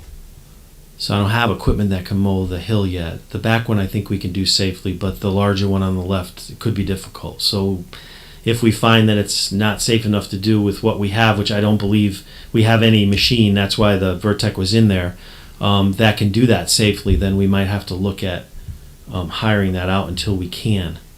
So is that something That's a that's big gonna issue. have to be mowed like every week, or can you let it kind of get that's tall and? that's up to you. You can make it like seagrass, or you can mow it and maintain it. I So don't see it manicured. I don't know. I wouldn't either. I Right would now, do it once a um, month to keep it down or something. But you still got to get on it. So I need a machine to get on it once a month. And it's not going to be, the roadside mower can't do that. You need a vehicle that can go up there that has cage protection. I've seen them mow hills, and I've seen them roll over, and the guys get out and flip them over. But they're in a cave. We don't have a machine like that. So, we want to make sure the guys are safe. So I won't put something on there that we currently have that has the potential to injure someone. So I'm looking into that, and that's why that machine was in there, not only for there, but we could use it for so many other jobs. It wouldn't just sit to mow a hill. Thanks. So what are we doing with this page? I don't know. To me, this That's is a one that tough has one. a lot of unknowns. We already know that the actual ask is less than what it was. Well, let me You ask know, a question. What's on there is less than what was asked. Right, what's on there now is what's less than what was asked for, and we have a lot of unknowns. Yep.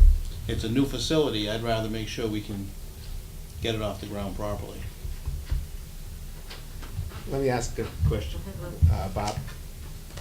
If the field can't be used this fall, because there's nothing on it right now, So even if we seeded it tomorrow, we're not using it this fall. Next fall, even next fall might not be a possibility. No, you'll be using it all spring of next year and summer into next fall. Okay, so Yeah, you if gotta we, remember where you're going. with- so if we seed your it budget. this year, we're expecting to use it next spring, in 1 year. Oh, yeah. Well, you watch how eager they'll be to use it in Well, I'm sure, October. but will that be a good thing to do? In other words, Oh, to use does it? the grass, Oh, I don't, it have- all depends on what they Yeah. recommend based Yeah. on the growth. Well, the conversations we've had, they've kind of leaned towards perhaps you don't want to use it in the spring either. We're gonna have to see how established it is, but so they've at kind of least- leaned towards the thought you really shouldn't get on it in the spring. okay, Which is why we Should need to not. make sure we continue to maintain the existing fields for the, at least the spring sports right, throughout this budget. right. I mean, I would certainly expect us to be on it next fall. It's just the spring's gonna be iffy. Okay. I mean, $12,000 seems like a lot, but it goes quick. Yeah, I mean, you're at 50% now, I think that's good. You know, with these conversations with Ralph, knowing that we might not use it this fall, then that gives you that 50%. Yeah. Yeah, Okay. I mean, I don't want you to be, I know it's a lot of money. Yeah. It is, it's hard to, but to be able to go into it at a 50% factor, that's a pretty good deal, I think, based on what we have to look forward to. You know? Okay, thank you. I'm okay with that. You okay? Yeah.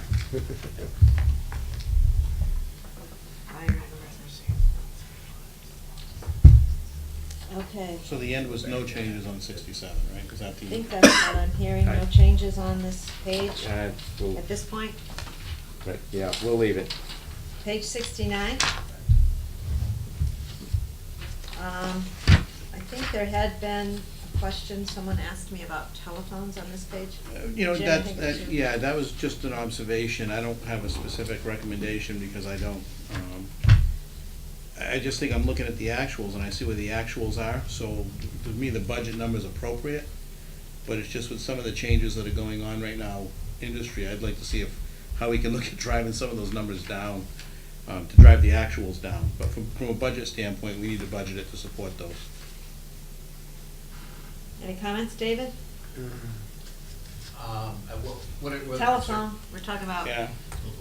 saving money on telephone. Yeah, just hoping at some point we can see how we can, you know, as we, you know, with some of the technology shifts, try, you know, we need to budget to cover what's there. It's just a matter of, is there a way we can start trying to drive that number down a little bit over time? Yeah, I mean, when we cut that down substantially, when we put the fiber links in, you know, as far as that goes, between the Company 2 Firehouse and Gildersleeve and so forth. You know, the systems that we have in place, the system that we have at the high school, that is end of life. Okay, so that's going to be the next excuse me, to be replaced. So you know, I'm not sure where you want to go as far as technologies, though. Well, I'm just not, right now, are we bringing in individual lines into each facility? Are we bringing in PRIs, central? No, we have PRI. Yeah, Yeah, PRIs are coming in. Yeah. yeah. So I mean, we have. And I know now that we're all connected, is that gonna give you the ability to start looking at these as, you know, like, you know, more like IP type connections? And there's some things out there that allow you to move things a little bit more cost effectively, but they're gonna require investments in technology. So as we've been updating and replacing some technology, are we looking at that, even if we're not there yet? Yeah, I mean, we can look at that IP. You know, I mean, IP phones. We've got kind of a hybrid mix right now. I mean, with our DXPs, we've got SIP phones on our outlying locations and so forth. For redundancy, I have a POTS line in every building. Okay, because That's smart business, I agree with you. yeah, okay, you know, we always have communication within the building. You know, you got a low voltage line there, because you know, internet goes out, you know, you're dead in the water. But yeah, the PRIs, we have a PRI at the high school, we have a PRI at the town hall, which basically feeds this node, the senior center, and the PD. The schools, as far as in relation to Gildersleeve, the Biz and so forth, they have their own independent phone systems, okay?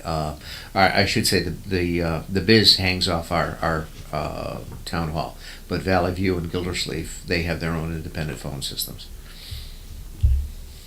Yeah, like I said, no one was there today, right, the budget's fine, it's from where, but it's just, it was just more a matter of looking at it going forward. Yeah. No, thank you, Dave. Okay. Anything else on town buildings? Page 71. Snow removal. Good job. Yeah, not gonna argue with you, so. Yeah, it's one of those budgets where, you know, your overtime line item is the tough one. And although we had what people will say a good winter, it came every Sunday and holiday Monday. So I know. it was rough for budget-wise as far as that. It was good for the schools. Schools didn't have too many snow days, No, right, Dave? it kind of worked out well, and the storm timing came okay and good for the school. And the guys worked extremely The hard. crews did to an make outstanding job. sure the schools were able to get there, Very good job. so I'm proud of them. There's been a lot of positives in terms of snow removal, snow and ice removal, and I want to compliment our Public Works Department under your leadership. It's a good job. Good job. Big change, and I threw at them, and we did well. And so you're expecting a big storm next year? If it's snow, I'm good. If it's ice, I'm not. Yeah. It seemed like we had more ice this year. All ice. Yeah. Move on to page 73, and you had some questions here. Rick, I wanted to point out that this budget does show some increase to the staff hours. So there's going to be a total of 60 hours between really the planning, land use, and zoning, which is Ashley, and then planning, land use, and development, which is Mary. So there's an increase in hours there of about 6 to 10 hours, Tim? I think it's now 50 hours, and it'll go to 60. Depends on the week and the projects that they're working on, but they'll both be what's considered full benefited, so both positions will be full benefited positions. That increase doesn't necessarily show here, but it would be reflected in the benefits page. And I want to point out that our staff are very well educated as far as their past as well as their present. So we do have some money, not a tremendous amount, but there's $1,750 for conferences, meetings, dues. Ashley has a bachelor's in landscape architecture. Mary has a bachelor's in finance as well as a master's in business administration. And she is spending a large amount of time in planning as well as development and economic development. And Ashley spends a fair amount of time in general planning, land use, as well as zoning. And she is a zoning, see if I get this term right, she's gone to school for zoning technician. Dan Beret nearly has his zoning enforcement officer, but Ashley doesn't do as much as the enforcement, so she's a zoning technician. Through her training, they both plan to sit for the AICP, which is the American Institute of Certified Planning, when they're eligible. Mary's indicating that maybe this year she would be eligible to sit for that exam. I have not accommodated for that in the budget, so we'll come back to you and let you know their status. Ashley may not be quite at that level because she hasn't worked for us for quite as long. But Mary has been in the position either in a contractual basis or now as a full employee for several years, and she's looking forward to that examination for planners. See if there's anything else in here in terms of fiscal. So Sue. Yep, go ahead. So is Mary gonna work 30 hours and Ashley 30 hours? Correct. And And then, then the administrative assistant is 35 hours a week, and I mentioned earlier that position serves as the secretary in the office for all of the land use commissions, as well as the building official, fire marshal, zoning enforcement officer, and the person who comes in from Chatham Health District on an as-needed basis. Now, how about Dion? How many hours is he gonna be working? Dan, I think we have budgeted for, do we have a budgeted for 15, Tom? That's what I remembered looking it up. Yeah, we budgeted for $16,000. I don't recollect the actual budget of his hours off the top of my head. Cause now he's here like about 10, maybe? Yeah, so I Yeah, put a he's- little more in the budget. He also works for the River Council of Governments, so he does zoning enforcement in other towns as well. We, the town of Portland, have sent him to the zoning school, so he is waiting to get his full certification. You have to write up an enforcement action, which he's in the process of doing. The enforcement action hasn't ended yet, so he's still working on that. He has a degree, I believe, in geography from UConn, bachelor's. Okay. So I want to point out, staff are very well educated, as well as training, which is ongoing. It has to be all the time. Our boards and commissions also attend the CLEAR, a lot of the programs that are run by UConn, CLEAR program, as well as other programs throughout the year, which is important. Well, I was asking my question because of some residents talking about the need for a full-time town planner. And I didn't think we were budgeting for it. Another position, Yeah, like, there's 60 hours yeah. of planning, land use, development, zoning. If you want to add another position of a certified planner, I know I talked to Durham, they're looking at maybe sharing with another town. They're looking at budgeting $120,000 for that position, because it includes benefits as well as the position. That's for full-time.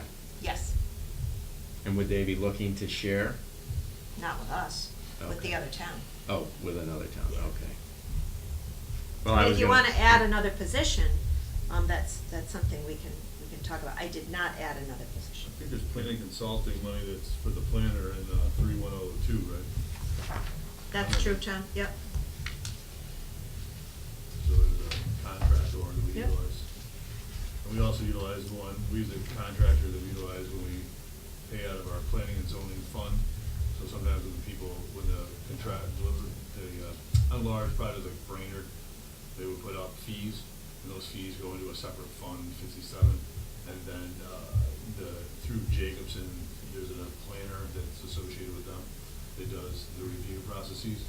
And so it's a contractual, similar to like our engineering, and we pay it out of there as well. So there's some here in planning consultant here, and then when the bigger projects, there's monies that come in, the fees that come in, and we allocate into that fund, and then they cover the expenses there. I'm certainly not for adding to the budget, I'm just saying, Yeah. I've been getting an earful, so. Yeah.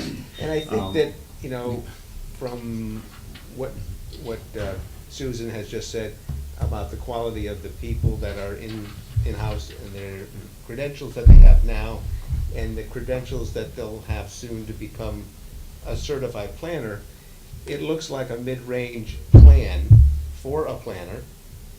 So we're not saying we don't want a planner or we can't afford a planner, but we're looking ahead to say, in a sequence, we're gonna have people who have good experience, people who have have lots of experience in doing all of the things that a planner does, and then the certification could be as soon as December.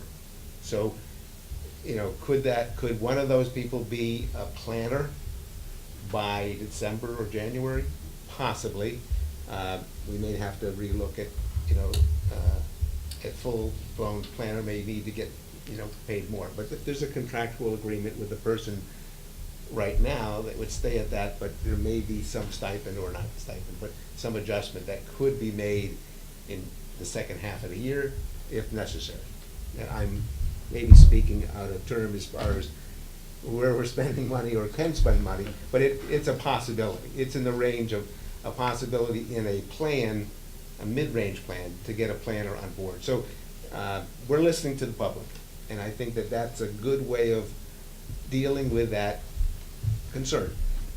Well, I think it also allows us to leverage the experience, the folks that we have in place today, the experience they have with the town, and then have two people that will ultimately have that qualification that have diverse backgrounds, which means, you know, in terms of what we'll have for planning resources, they'll kind of have a very wide field of expertise between the two of them.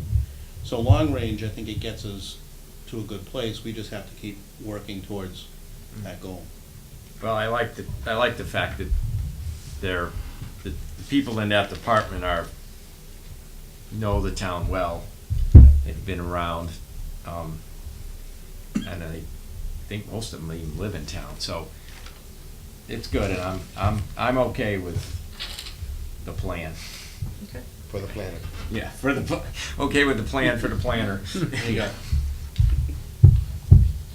Yeah, I want to say that the entire staff, which includes building as well as planning, land use, zoning, our assistant in the office, Chatham Health District, the fire marshal, Bob's office, within the Public Works Department, and our consultants, which is the consulting planner through Jacobson Engineering. Jacobson himself is quite helpful as well.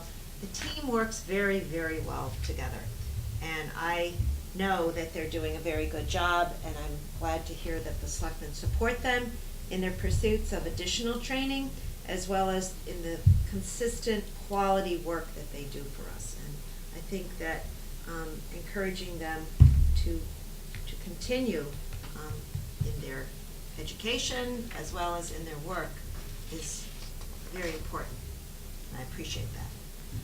Okay. Thank you.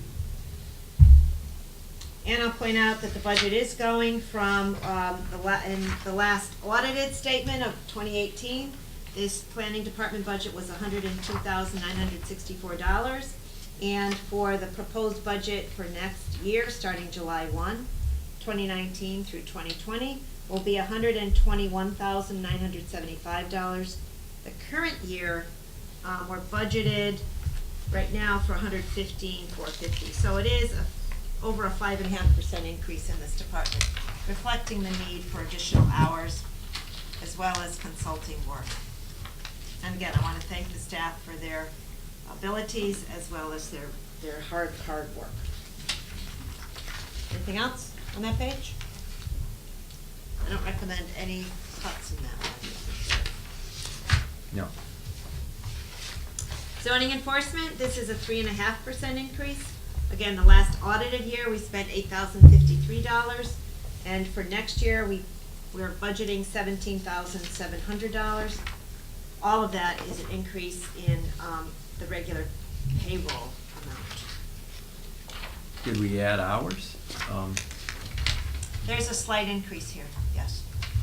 Or increase it, okay. I think about an average of about 5 hours a week. Oh, this is Dan, right? Dan Yeah, Murray. okay. Yeah. I had him on the other page, okay.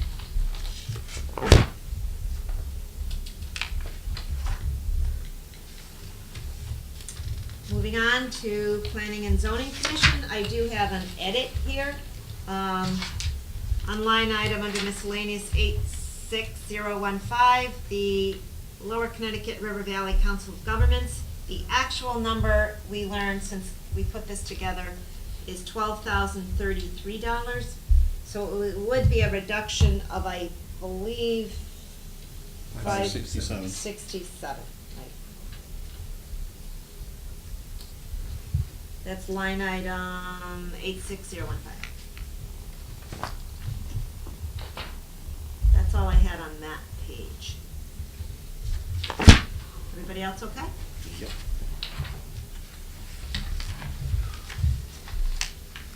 Just make that note here. Next page, Zoning Board of Appeals.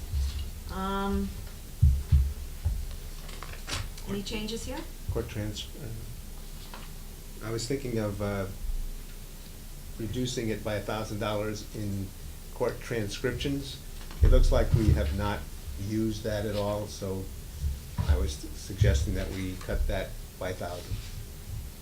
So that, I mean, that's just really a placeholder for transcription, so during the zoning board of appeals, there is allowable to request that service.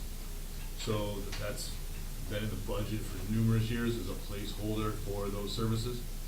When they do, they can be far in excess of that, or they can be a little bit lower, but it's just that, putting that in there for this budget to have the ability to do transcriptions as needed.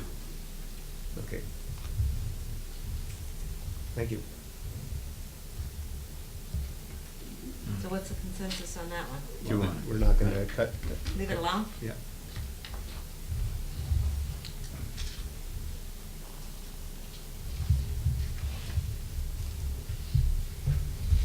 Page 9, let's see, page 81, I think is the next one, inland wetlands.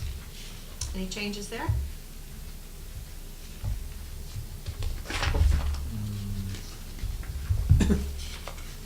Well.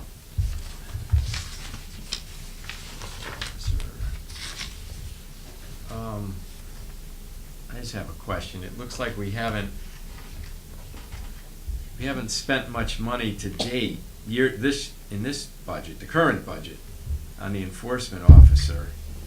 Yeah, he just put in a big bill that I just signed. Okay. He put in he puts in, because he's a consultant, he's supposed to put it in timely, but he just put in 3 months worth. I think it was over, Oh. I think. That's well, Jim Sipperly. I can't remember the number, but it was You know like Jim, Yeah. yeah. That's $1,000 working or on something like that. Right. kayak and Yep. canoe launch. Okay. I saw a bill go in today, it was quite, Hefty. yeah, pretty good. Well, Like he was a little, at 18, we think we can handle within the 2,800 normally. At 18, he had a little bit of, he slow delayed in 17, he probably didn't bill properly. Okay. So he came in a little high, that's why he went over budget in 18. Because we allowed him to be paid for the time that he didn't submit timely. But, So that day he came in. We've been spoken to him on that and tried to remedy it. So we Okay. kind of feel that, we're hoping that we can, fall within that $2,800 range. So when he was up here walking around with Lou and I, the meter was running about a month ago. Probably if it was in a little wetland situation, sure. Yeah, Yeah. he's a consultant. Okay. He does a very good job, and he really doesn't overcharge us at all. Fair. He's very fair. He typically is in there on Tuesday nights or as needed, and then he oversees and serves as staff for the Inland Wetlands Commission. He's a soil scientist. He has a full-time job in another town, but he spends a fair amount of time in Portland, and Jim's really done a nice job for us. Okay. Conservation Commission. It's a pretty consistent number. I don't have anything. So perhaps we can move to page 85. The Economic Development Commission, we did add to this some additional money in the marketing program. EDC has been very busy this year, as they are every year. And they're looking to do quite a bit. I know that much of what they've done is listed on your page, on page 84. The proposal requests a modest increase of $150 in conference meetings and dues, and increase marketing program by $500 to expand the signage program. Every so often, Mary tells me that the signage needs to be updated, and that's what this is reflective of for next year. So, just kind of the same question to Tom. They haven't spent much of the marketing money that we earmarked for the current budget year. I think they're looking to buy some flags, and I think they're looking to do some work with the beautification committee. Okay. So I don't think they've submitted for that, but I talked to Mary about it, and she said they are looking at doing some new banners for Main Street. Well, God knows we need economic development, so. That's right. And they do a good job. Oh, There's yeah, a lot of good yeah. work going on there, so.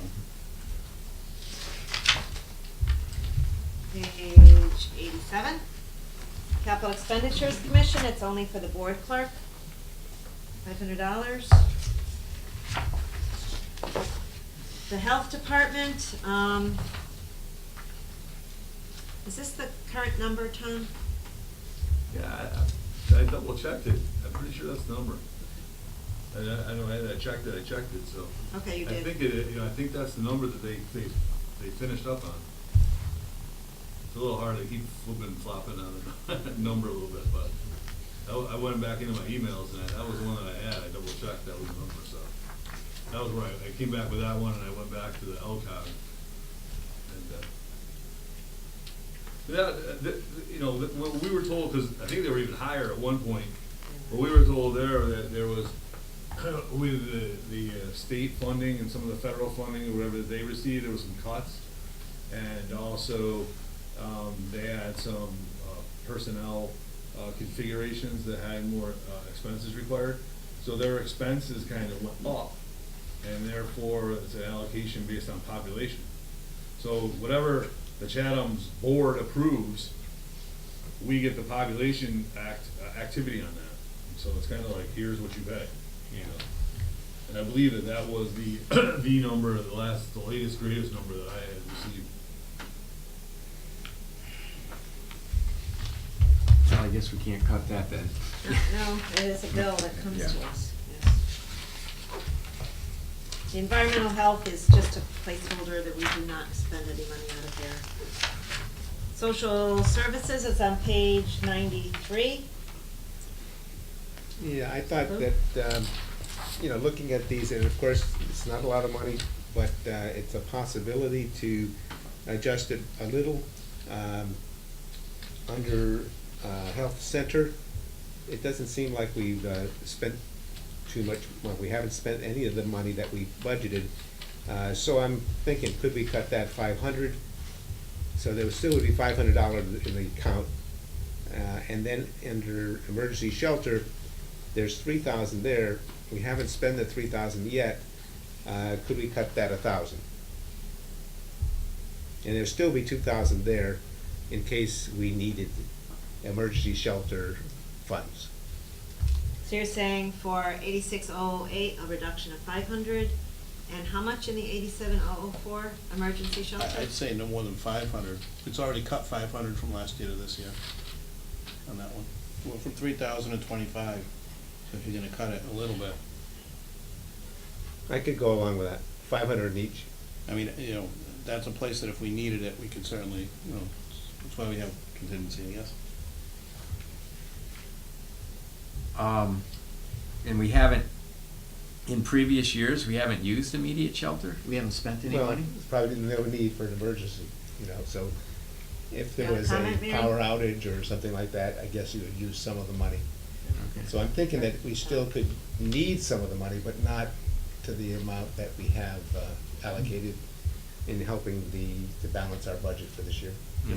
As people get displaced, there is times where there is a need that the town gets involved and pays for the housing and the funding. Before when the Riverdale situation was more fluid before the previous owner, switcheroo that it seemed like we were utilizing, we were involved in that a little bit more. We had done some work with another couple of hotels in Middletown to house individuals. I guess thankfully, maybe, hopefully those people have gotten help and haven't needed it. But when the need does arise and could arise, they do contact the first selectman's office generally in a need. And Susan often works with me and Mary and others to try to help remedy that situation. And that's what the funding would be there for if those needs did arise. I think the reductions would be okay. Yeah, and I think that, since there's 100,000 in contingency, Right. if there was an emergency, the funds are there. So I think the 500 is fair in each one. Any other discussion on that? 86,008, 500 reduction, 87,004, $500 reduction. Everything else remains the same.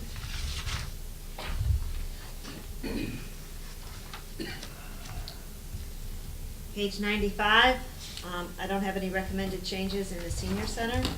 There's already some savings in this department because we are merging departments, much as the state has seen regionalized efforts. I think our staff are doing a good job in youth services, senior services, as well as Parks and Recreation working together. And as you can see, our directors are here tonight, and they plan on working together more to not only save us some dollars, but I think improve our service, which I appreciate very much.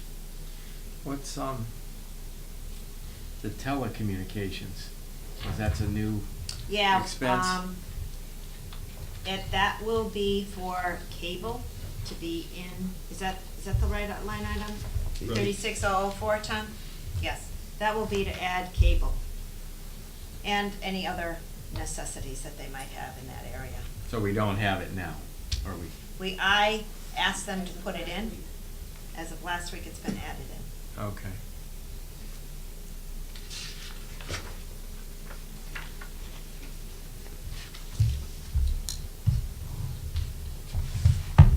And, well, before we leave that, I'll just ask, on your program services, there's a pretty significant increase from previous budget years. Right. Is that because of the merger, or what are we doing different?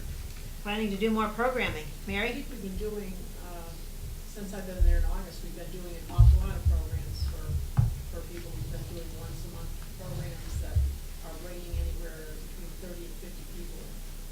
We've been saving with the presenters of the program. We've been able to use that funding we would have used for purposes such as feeding the people, which is a very important part of what we're doing, what we want to do in the future.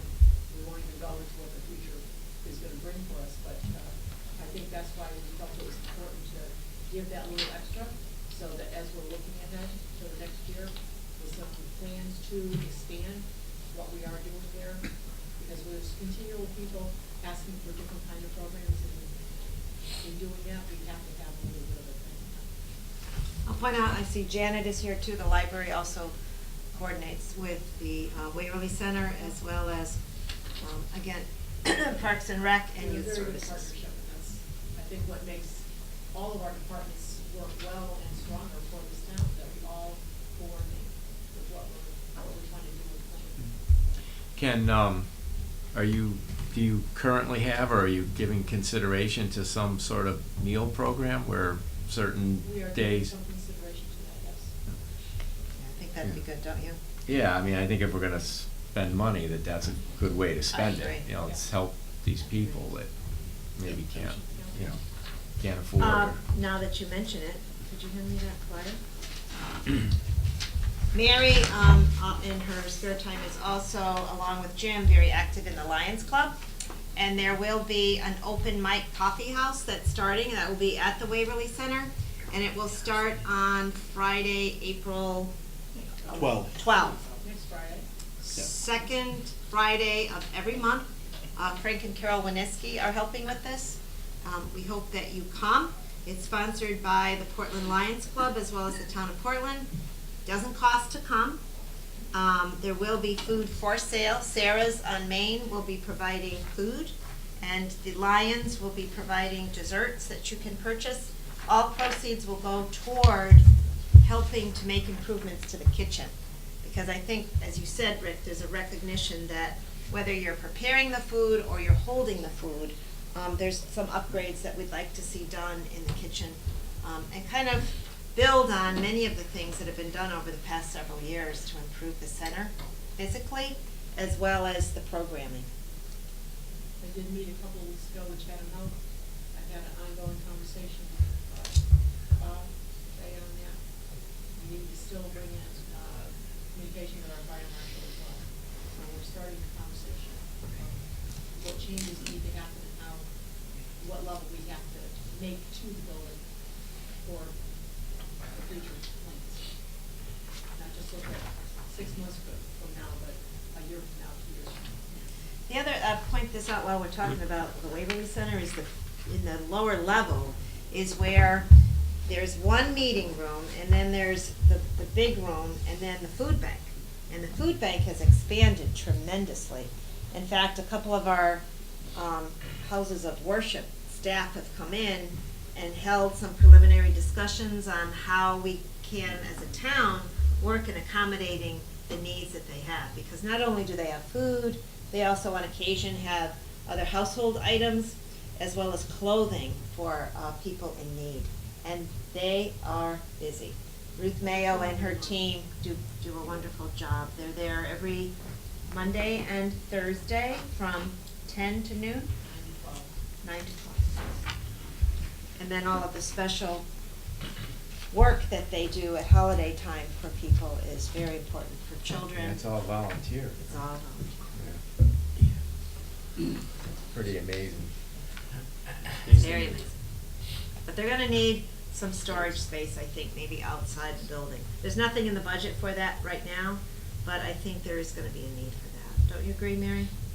Definitely, we're gonna be working on getting some more shelving for them in one of the back spaces to alleviate some things that are set on pallets, to expand this space that is just sort of storage. Available for them on shelving.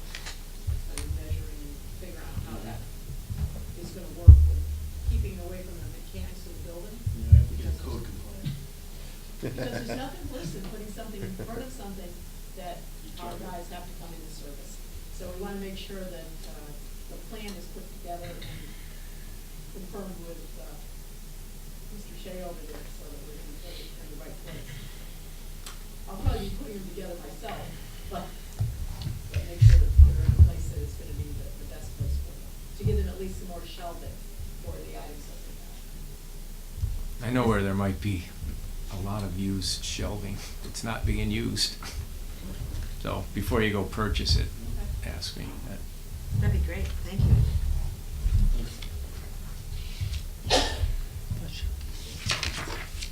The municipal agent for elderly on page 97. This is a lot of the work that Mary coordinates with our van drivers. We do own 2 vans, one with Cromwell. It's co-owned, regional approach. And the stipend, $23,000, has been pretty consistent over the last few years. And they do a tremendous job. Our drivers do a great job. It's door-to-door service, isn't it?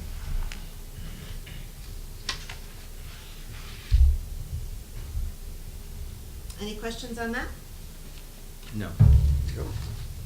Portland Library, Janet Nochek is here. She did do a presentation for us. Any recommended changes to this budget based on her presentation? As well as your questions?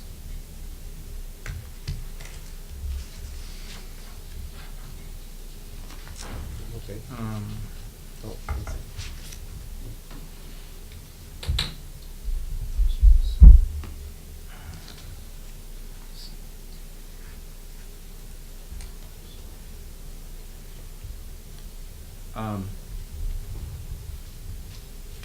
I don't know if I asked this last week. The payroll increase, is that per your contracts, or did you hire more people? There was no new hires. Okay.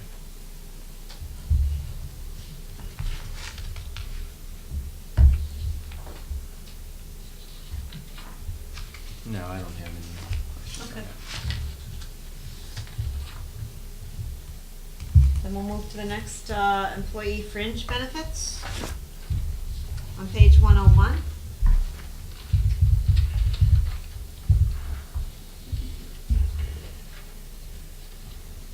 All of the pension, employer plan contributions are actuarially valued. How come vacation pay actually went down in the 18-19 budget? Do you wanna comment on that, Tom, or do you want me to? The vacation pay has been over budget for a bunch of years, and so we budgeted 67,500, so we budgeted 75,000 this year, hoping that, there had been a couple key retirees in 18, And we were hoping maybe that wouldn't affect, that would help on vacation pay. But with that being said, in termination pay, you see a large increase, and that's because we have the pension plan, the defined benefit plan has a early retirement incentive, and there's anticipated of probably 2 very long-time employees that have large accrued balances. The older contract, which doesn't have the same stipulations that allow for certain levels of vacation pay to be accrued at higher levels, and those balances are being paid out. And we expect large payouts in those. Okay.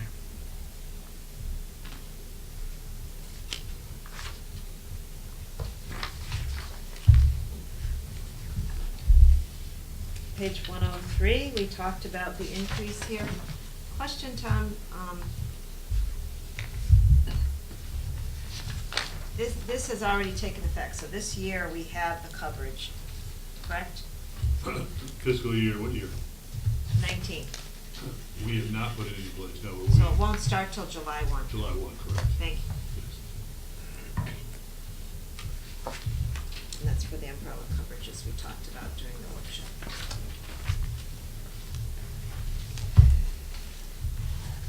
Debt service.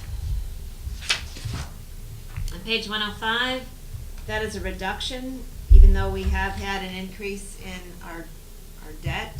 That was timed such that other debt came off and was paid up. So even though the $10 million for principal and interest will be required going forward, some of the lease payments came off. So principal for bonds is down, interest is up, capital leases, principal is down substantially, capital lease interest down, and miscellaneous is down. Miscellaneous, did that have to do with the bonds, Tom? Yeah, the 105,000 of issue costs. That was issuance costs that we're not Oh. experiencing this year. So the percent decrease in debt service for next year is 7.33%, which is substantial. That is a good thing.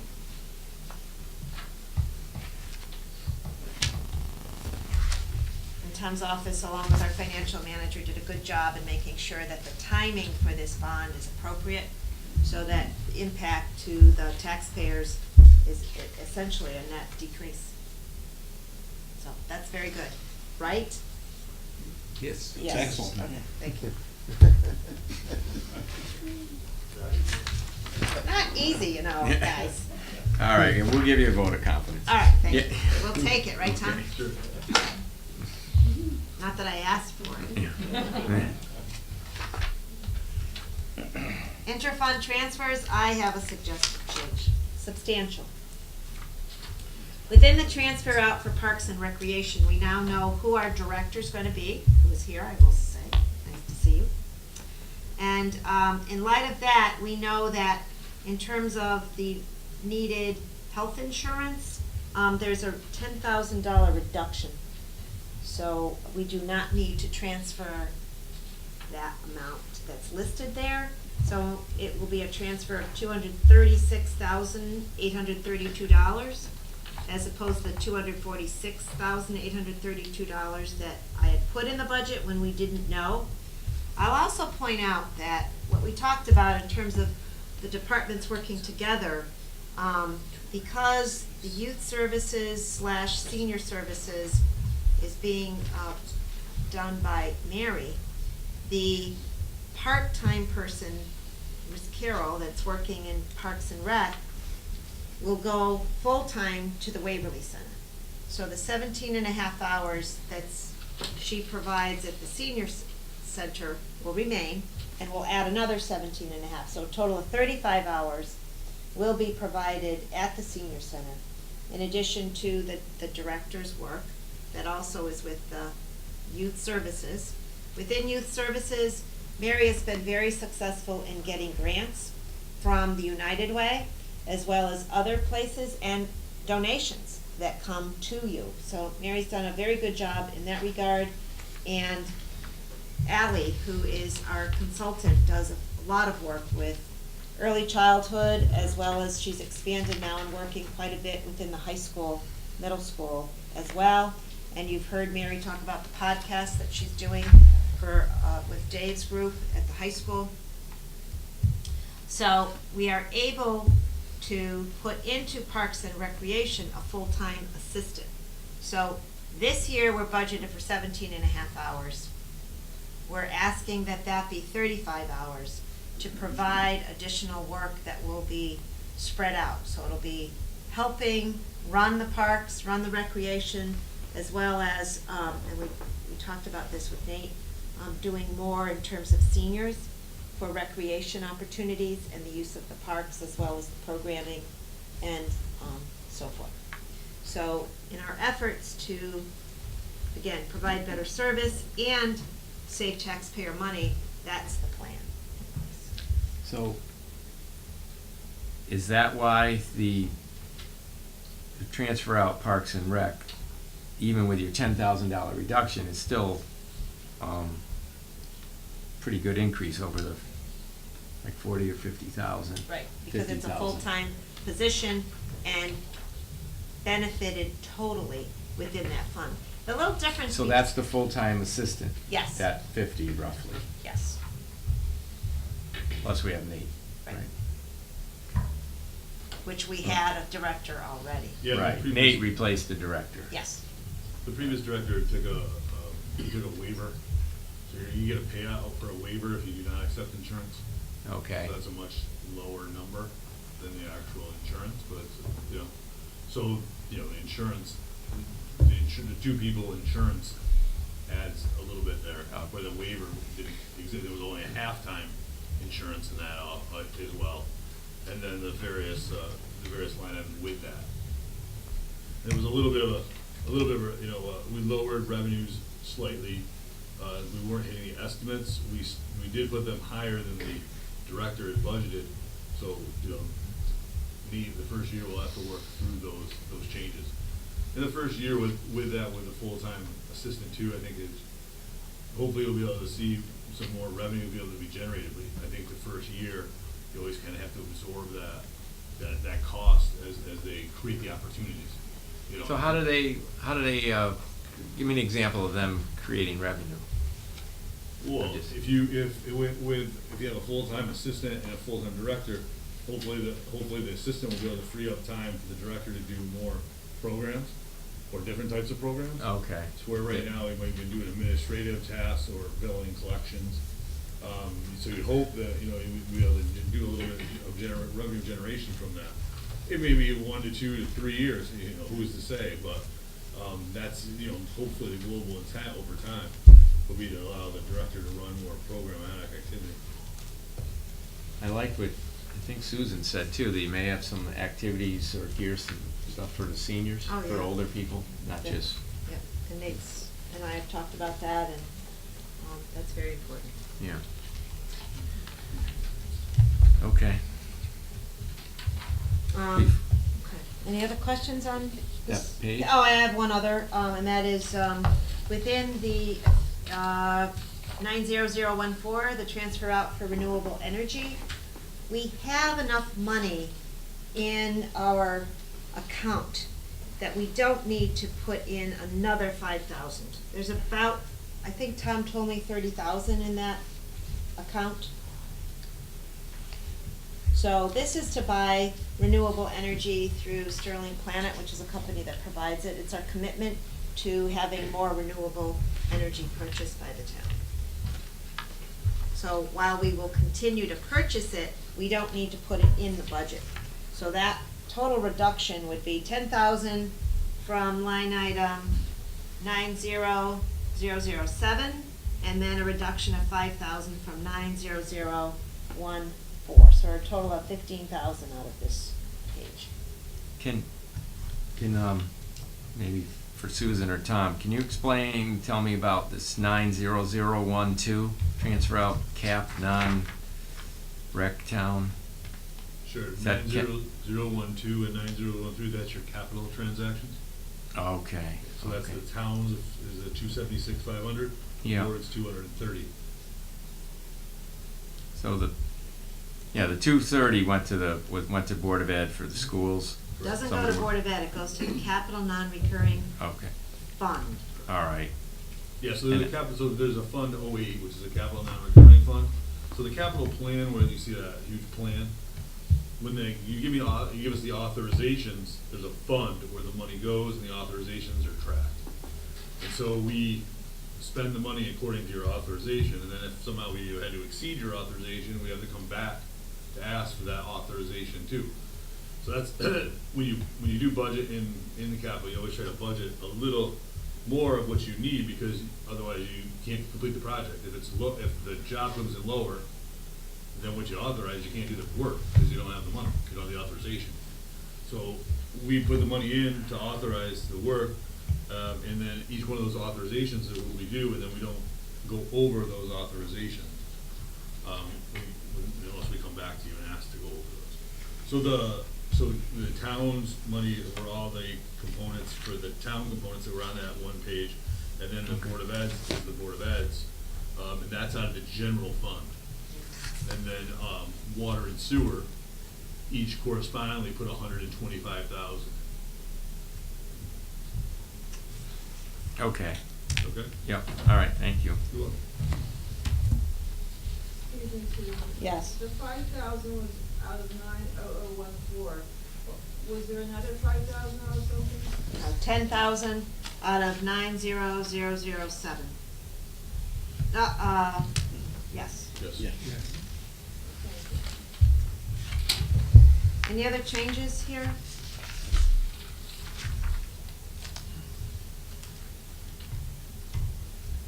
I don't think I have anything.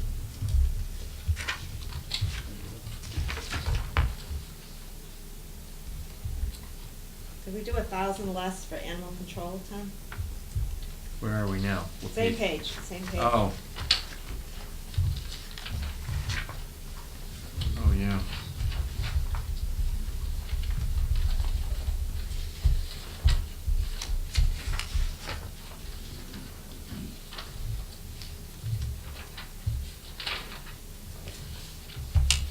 Like a,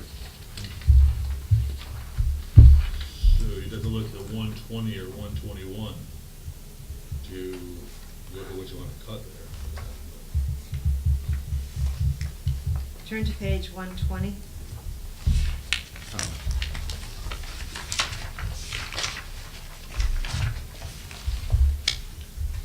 Oh, okay.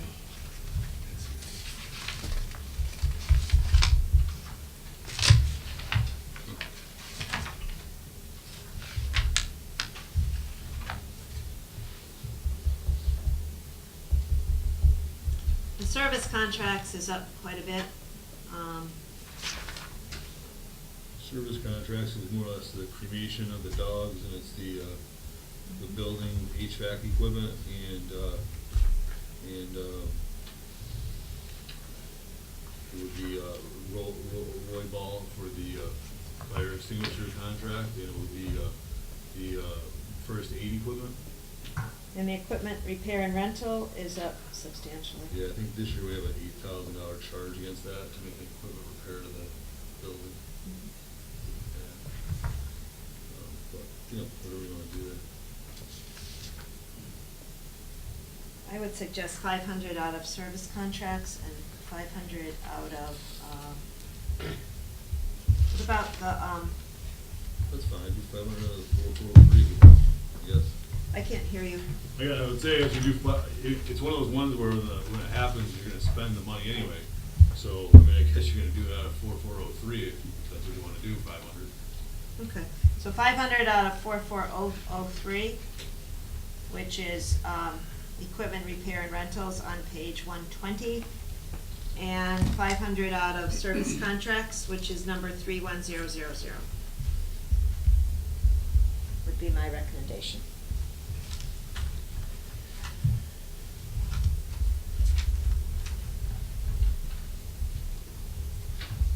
I've added up so far our reductions.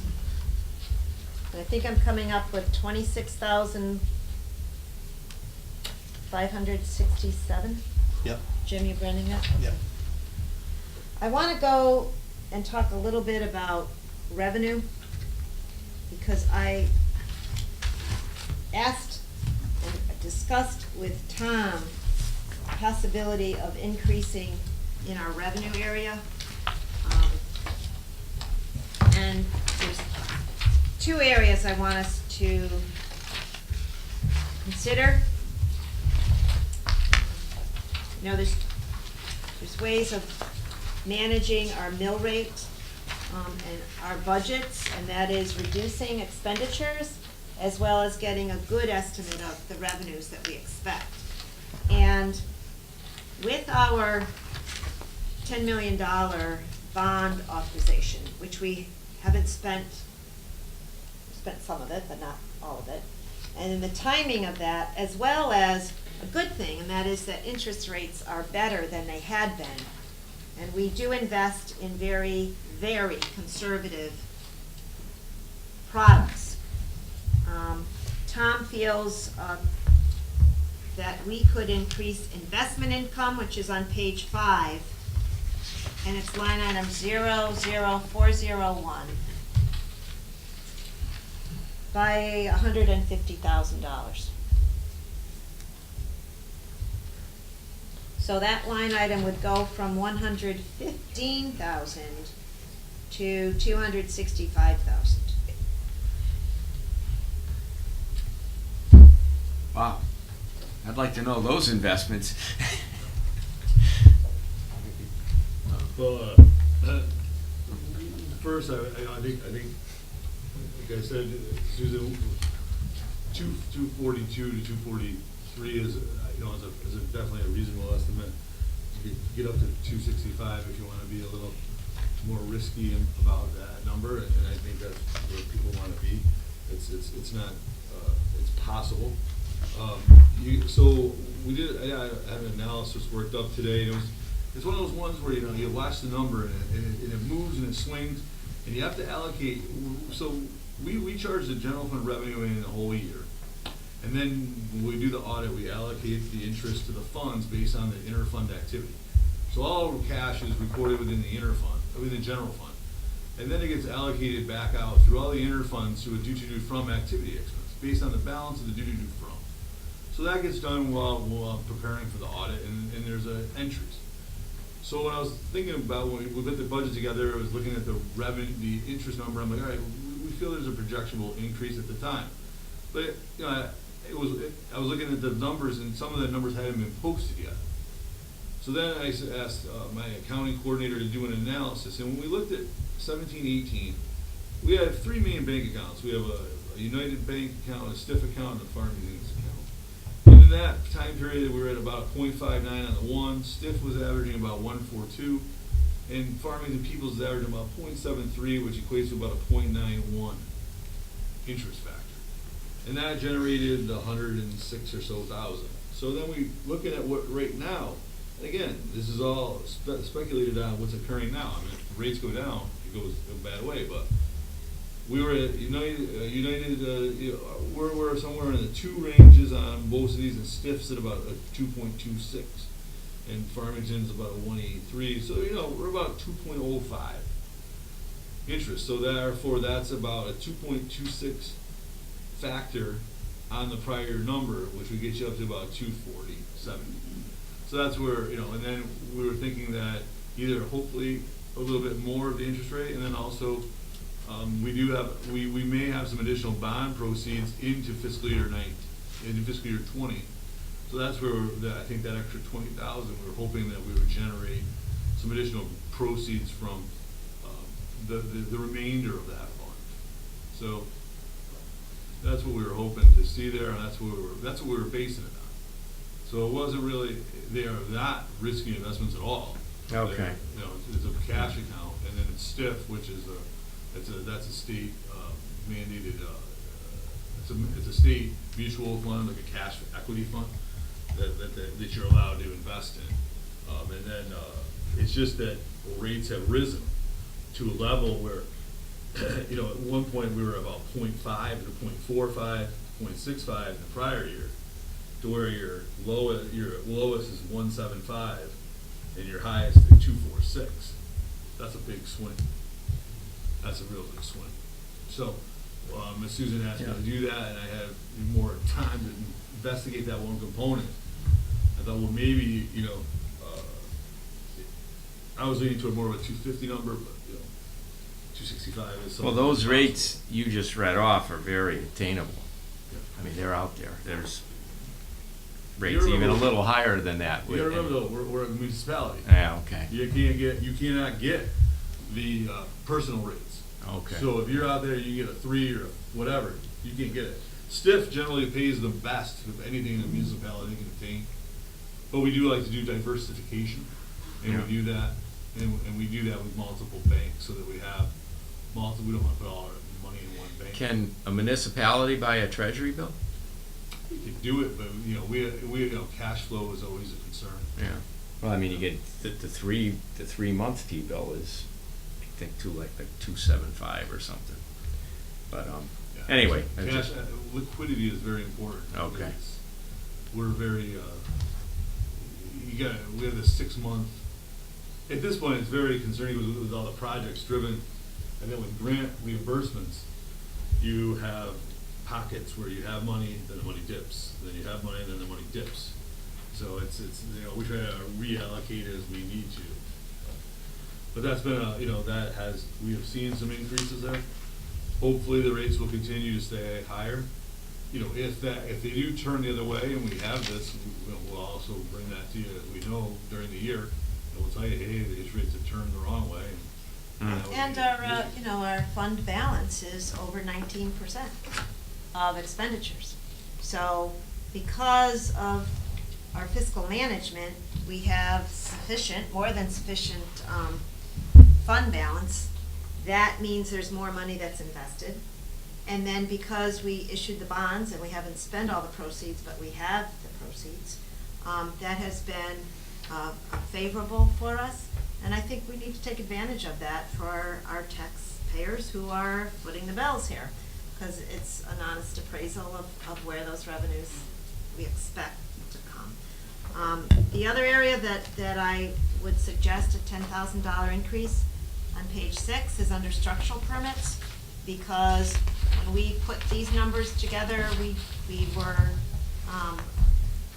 anticipating, the Elmcrest project should come through after July 1, as opposed to before July 1 for the structural permits.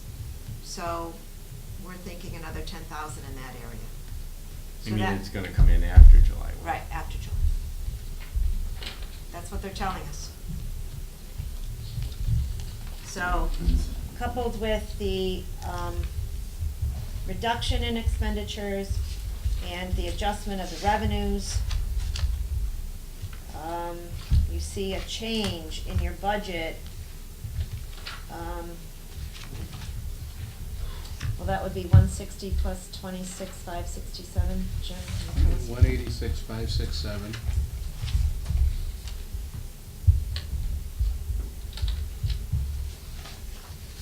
Which is equivalent to approximately how much of a mil? I'm doing that right now. .2251 mil, so .225.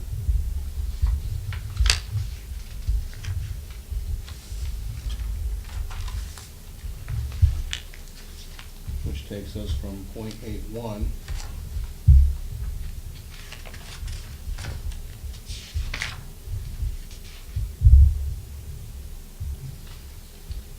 to .585.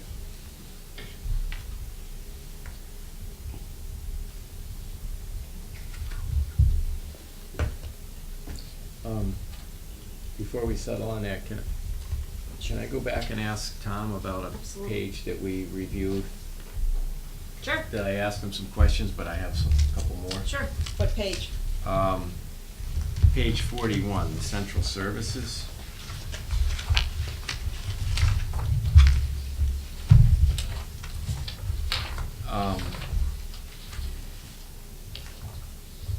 You have,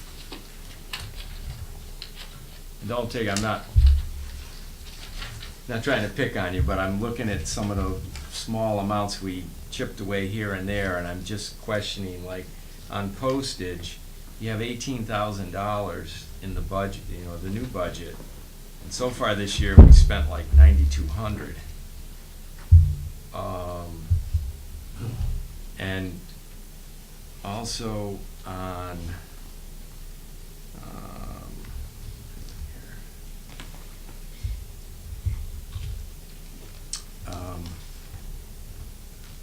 well, I'll let you answer that first. Postage gets allocated to a postage machine, and it's run through the year as needed. As bills go out and monies needed to go to the postage machine, they are transferred and moved. The postage meter is up for, the state contract's available, and we're updating that. I believe there's gonna be probably a monthly increase there, probably of about $25 a month in the rental. So that's gonna be a factor. In postage itself has gone up quite a bit in the rate. Postage is, I know that the library has eliminated some of their postage, and they're gonna try to run that through our machine in the central office so that they don't have to pay as much on postage. Postage is what postage needs, you know what I mean? You gotta mail stuff out, you gotta send out the bills, you gotta send out the invoices. And we gotta pay, and that also includes FedExing. That would also include UPS services. So it's quite a bit of stuff goes in there, that fund. Okay. And what else? Well, you said something when we went over that page that just made me wonder a little bit, that like back in the lean years when you came in at like 76,000, and that you were able to save on supplies and really, I guess, be a hawk about it. So it just like in my mind, I just clicked, well, if they could do it 2 years ago, why can't they do it now? You know, I mean, because I know from running my business, and I like this central services idea because I had to get a handle on, I had every Tom, Dick, and Harry ordering pens and legal pads, and it seemed like every day Suburban Stationers was showing up with stuff, and I finally had to put all the office supplies had to go through one person, and she was my direct assistant. And we were able to get a handle on our supplies, and I would find that if you didn't sort of like question your departments when they're asking for this and that they tend to be wasteful, is the bottom line. So I don't know how it is in the town, I'm just going from my business experience, and a lot of times in ordering, doing supplies, that there's savings oftentimes can be had. And I don't know if you stand, if you're really firm about this, that's fine. I'm just raising a question. Well, speak to that. As you're saying things are wasteful. I can guarantee you, we in this town, people are not wasteful at all. We do very hard to manage all our monies through every department, and we do a strict job of watching what people do and use what they do and control these distributions. So the wastefulness, I do not feel is an issue with that. As I spoke to you all earlier, the 76,000, it just say that was a lean year. That was an absurd cut to a budget. In withholding, we held that for y'all by almost $900,000 to not. There was people were going out and getting additional mill rate increases. People were sending out additional tax bills. We did not do that. Right. So that was just not buying items. That was just not providing items that were required. Depleting our stores. It was depleting services. It was just not filling things that were needed. So that's definitely a different issue. I mean, the contracts are very specific. You have the copier fleet, which is it's a state contract, and that's a price per unit endeavor. I understand. Within the service contracts, the drug testing, the medical testing. It's very cumbersome. It's very expensive. There's actual flat fees. We cover all departments. We cover even the Board of Ed drivers. That's out of the service track line item. So that's another big item. What we did is on copier supplies. We took we entered an agreement with utilize piggybacking off of our relationship with A&A with the Board of Ed. The Board of Ed, we had switched over to a print per service fee, and with working with the director of curriculum, working with the business manager, we did see savings in that arena, as well as repairs were done to the existing printers that we had, that because that's part of the agreement. The agreement is you pay per count, they do the repairs for free, and then they maintain the items, and then you pay for toner as the print per cartridge, and the print per cartridge comes through. That was a cost savings endeavor on the Board of Ed side.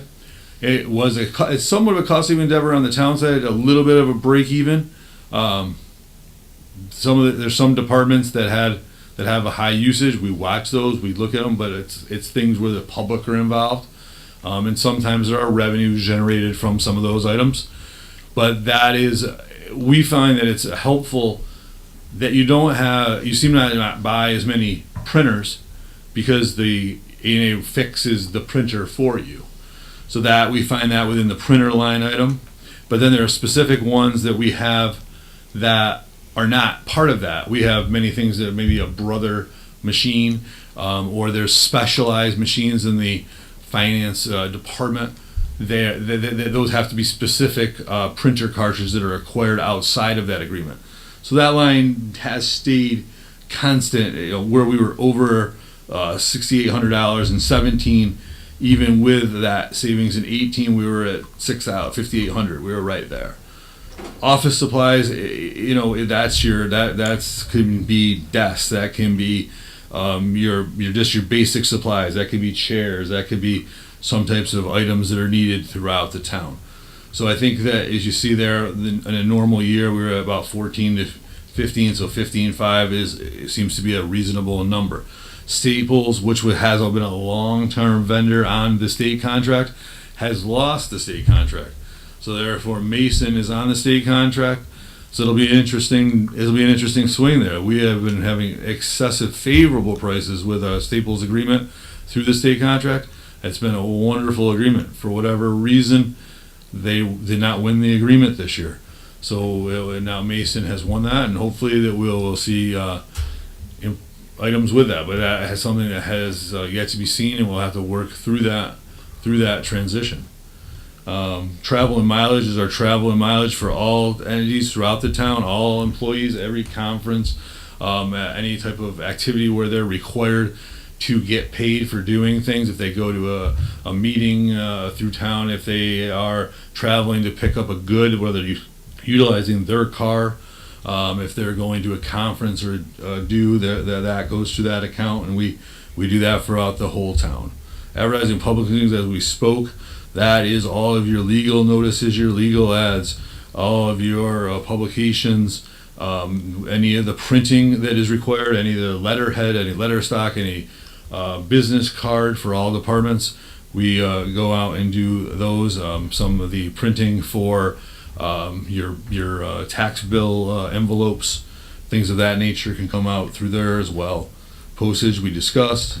Data processing supplies are various supplies it's centralized surfaces for supplies. It could be a printer here, it could be a computer, it could be a fax machine, it could be some toner situations, it could be anything that really transmits data that would be utilized centrally. So if it's and often it relates to our alarm paneling or anything where we need those components.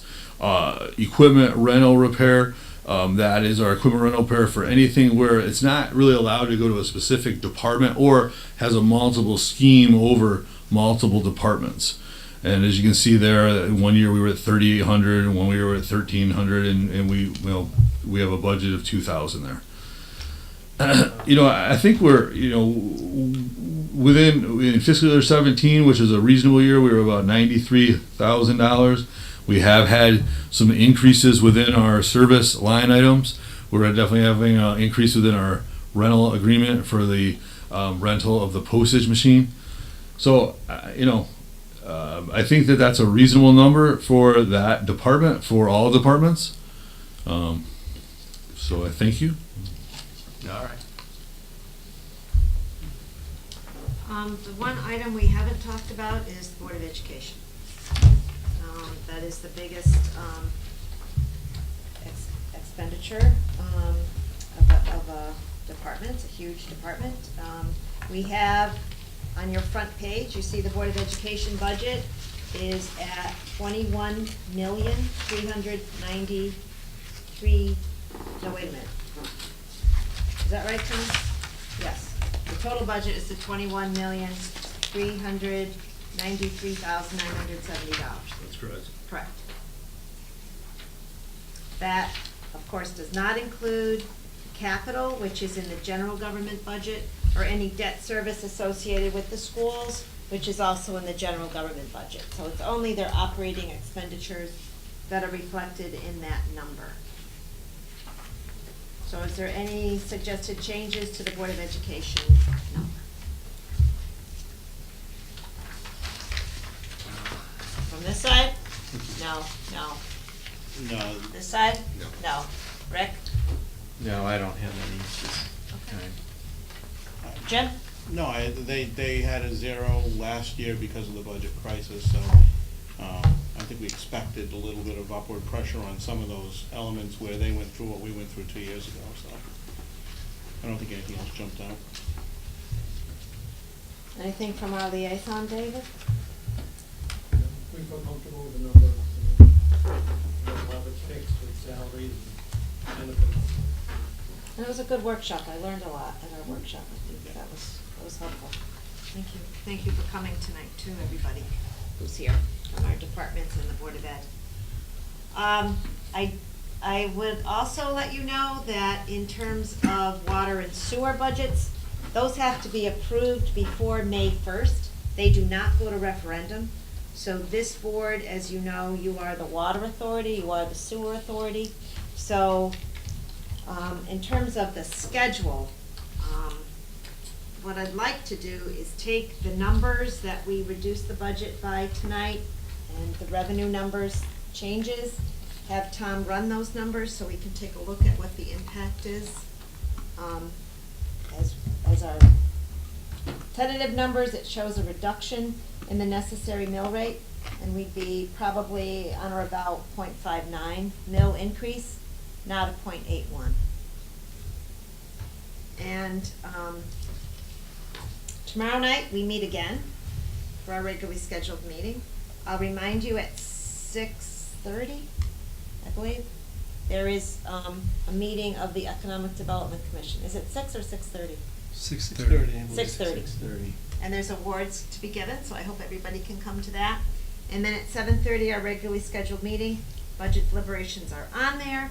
I don't anticipate that we will need to go into further detail. If you think there is a need, I don't know if the department head want to come tomorrow night. We won't have everything finished by tomorrow night, but next week, which I believe is the 10th, is that right? Yes. Wednesday the 10th? Yes. We will have a special meeting just to set the budget based on what we did tonight. But it gives Tom a chance to look at all the numbers and make sure they're right. We can approve the water and sewer budgets either at that meeting or at the second meeting in April. What do you want, Bob?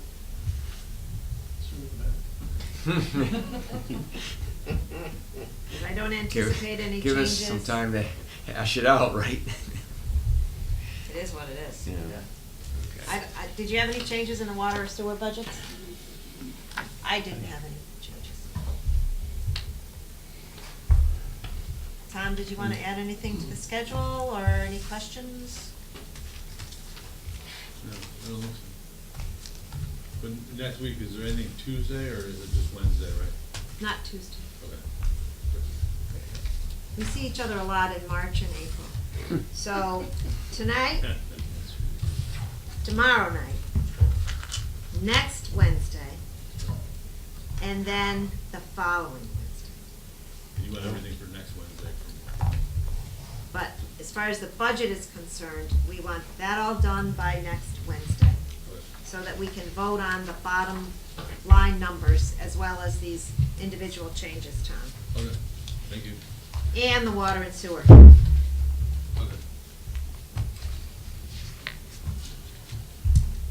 Anything else that you want? No, I think that's enough. With that, I'll entertain a motion to adjourn. So moved. Is there a second? Second. Seconded by Ralph, all in favor? Aye. Any opposed? Any abstentions? Motion carries. Meeting is over.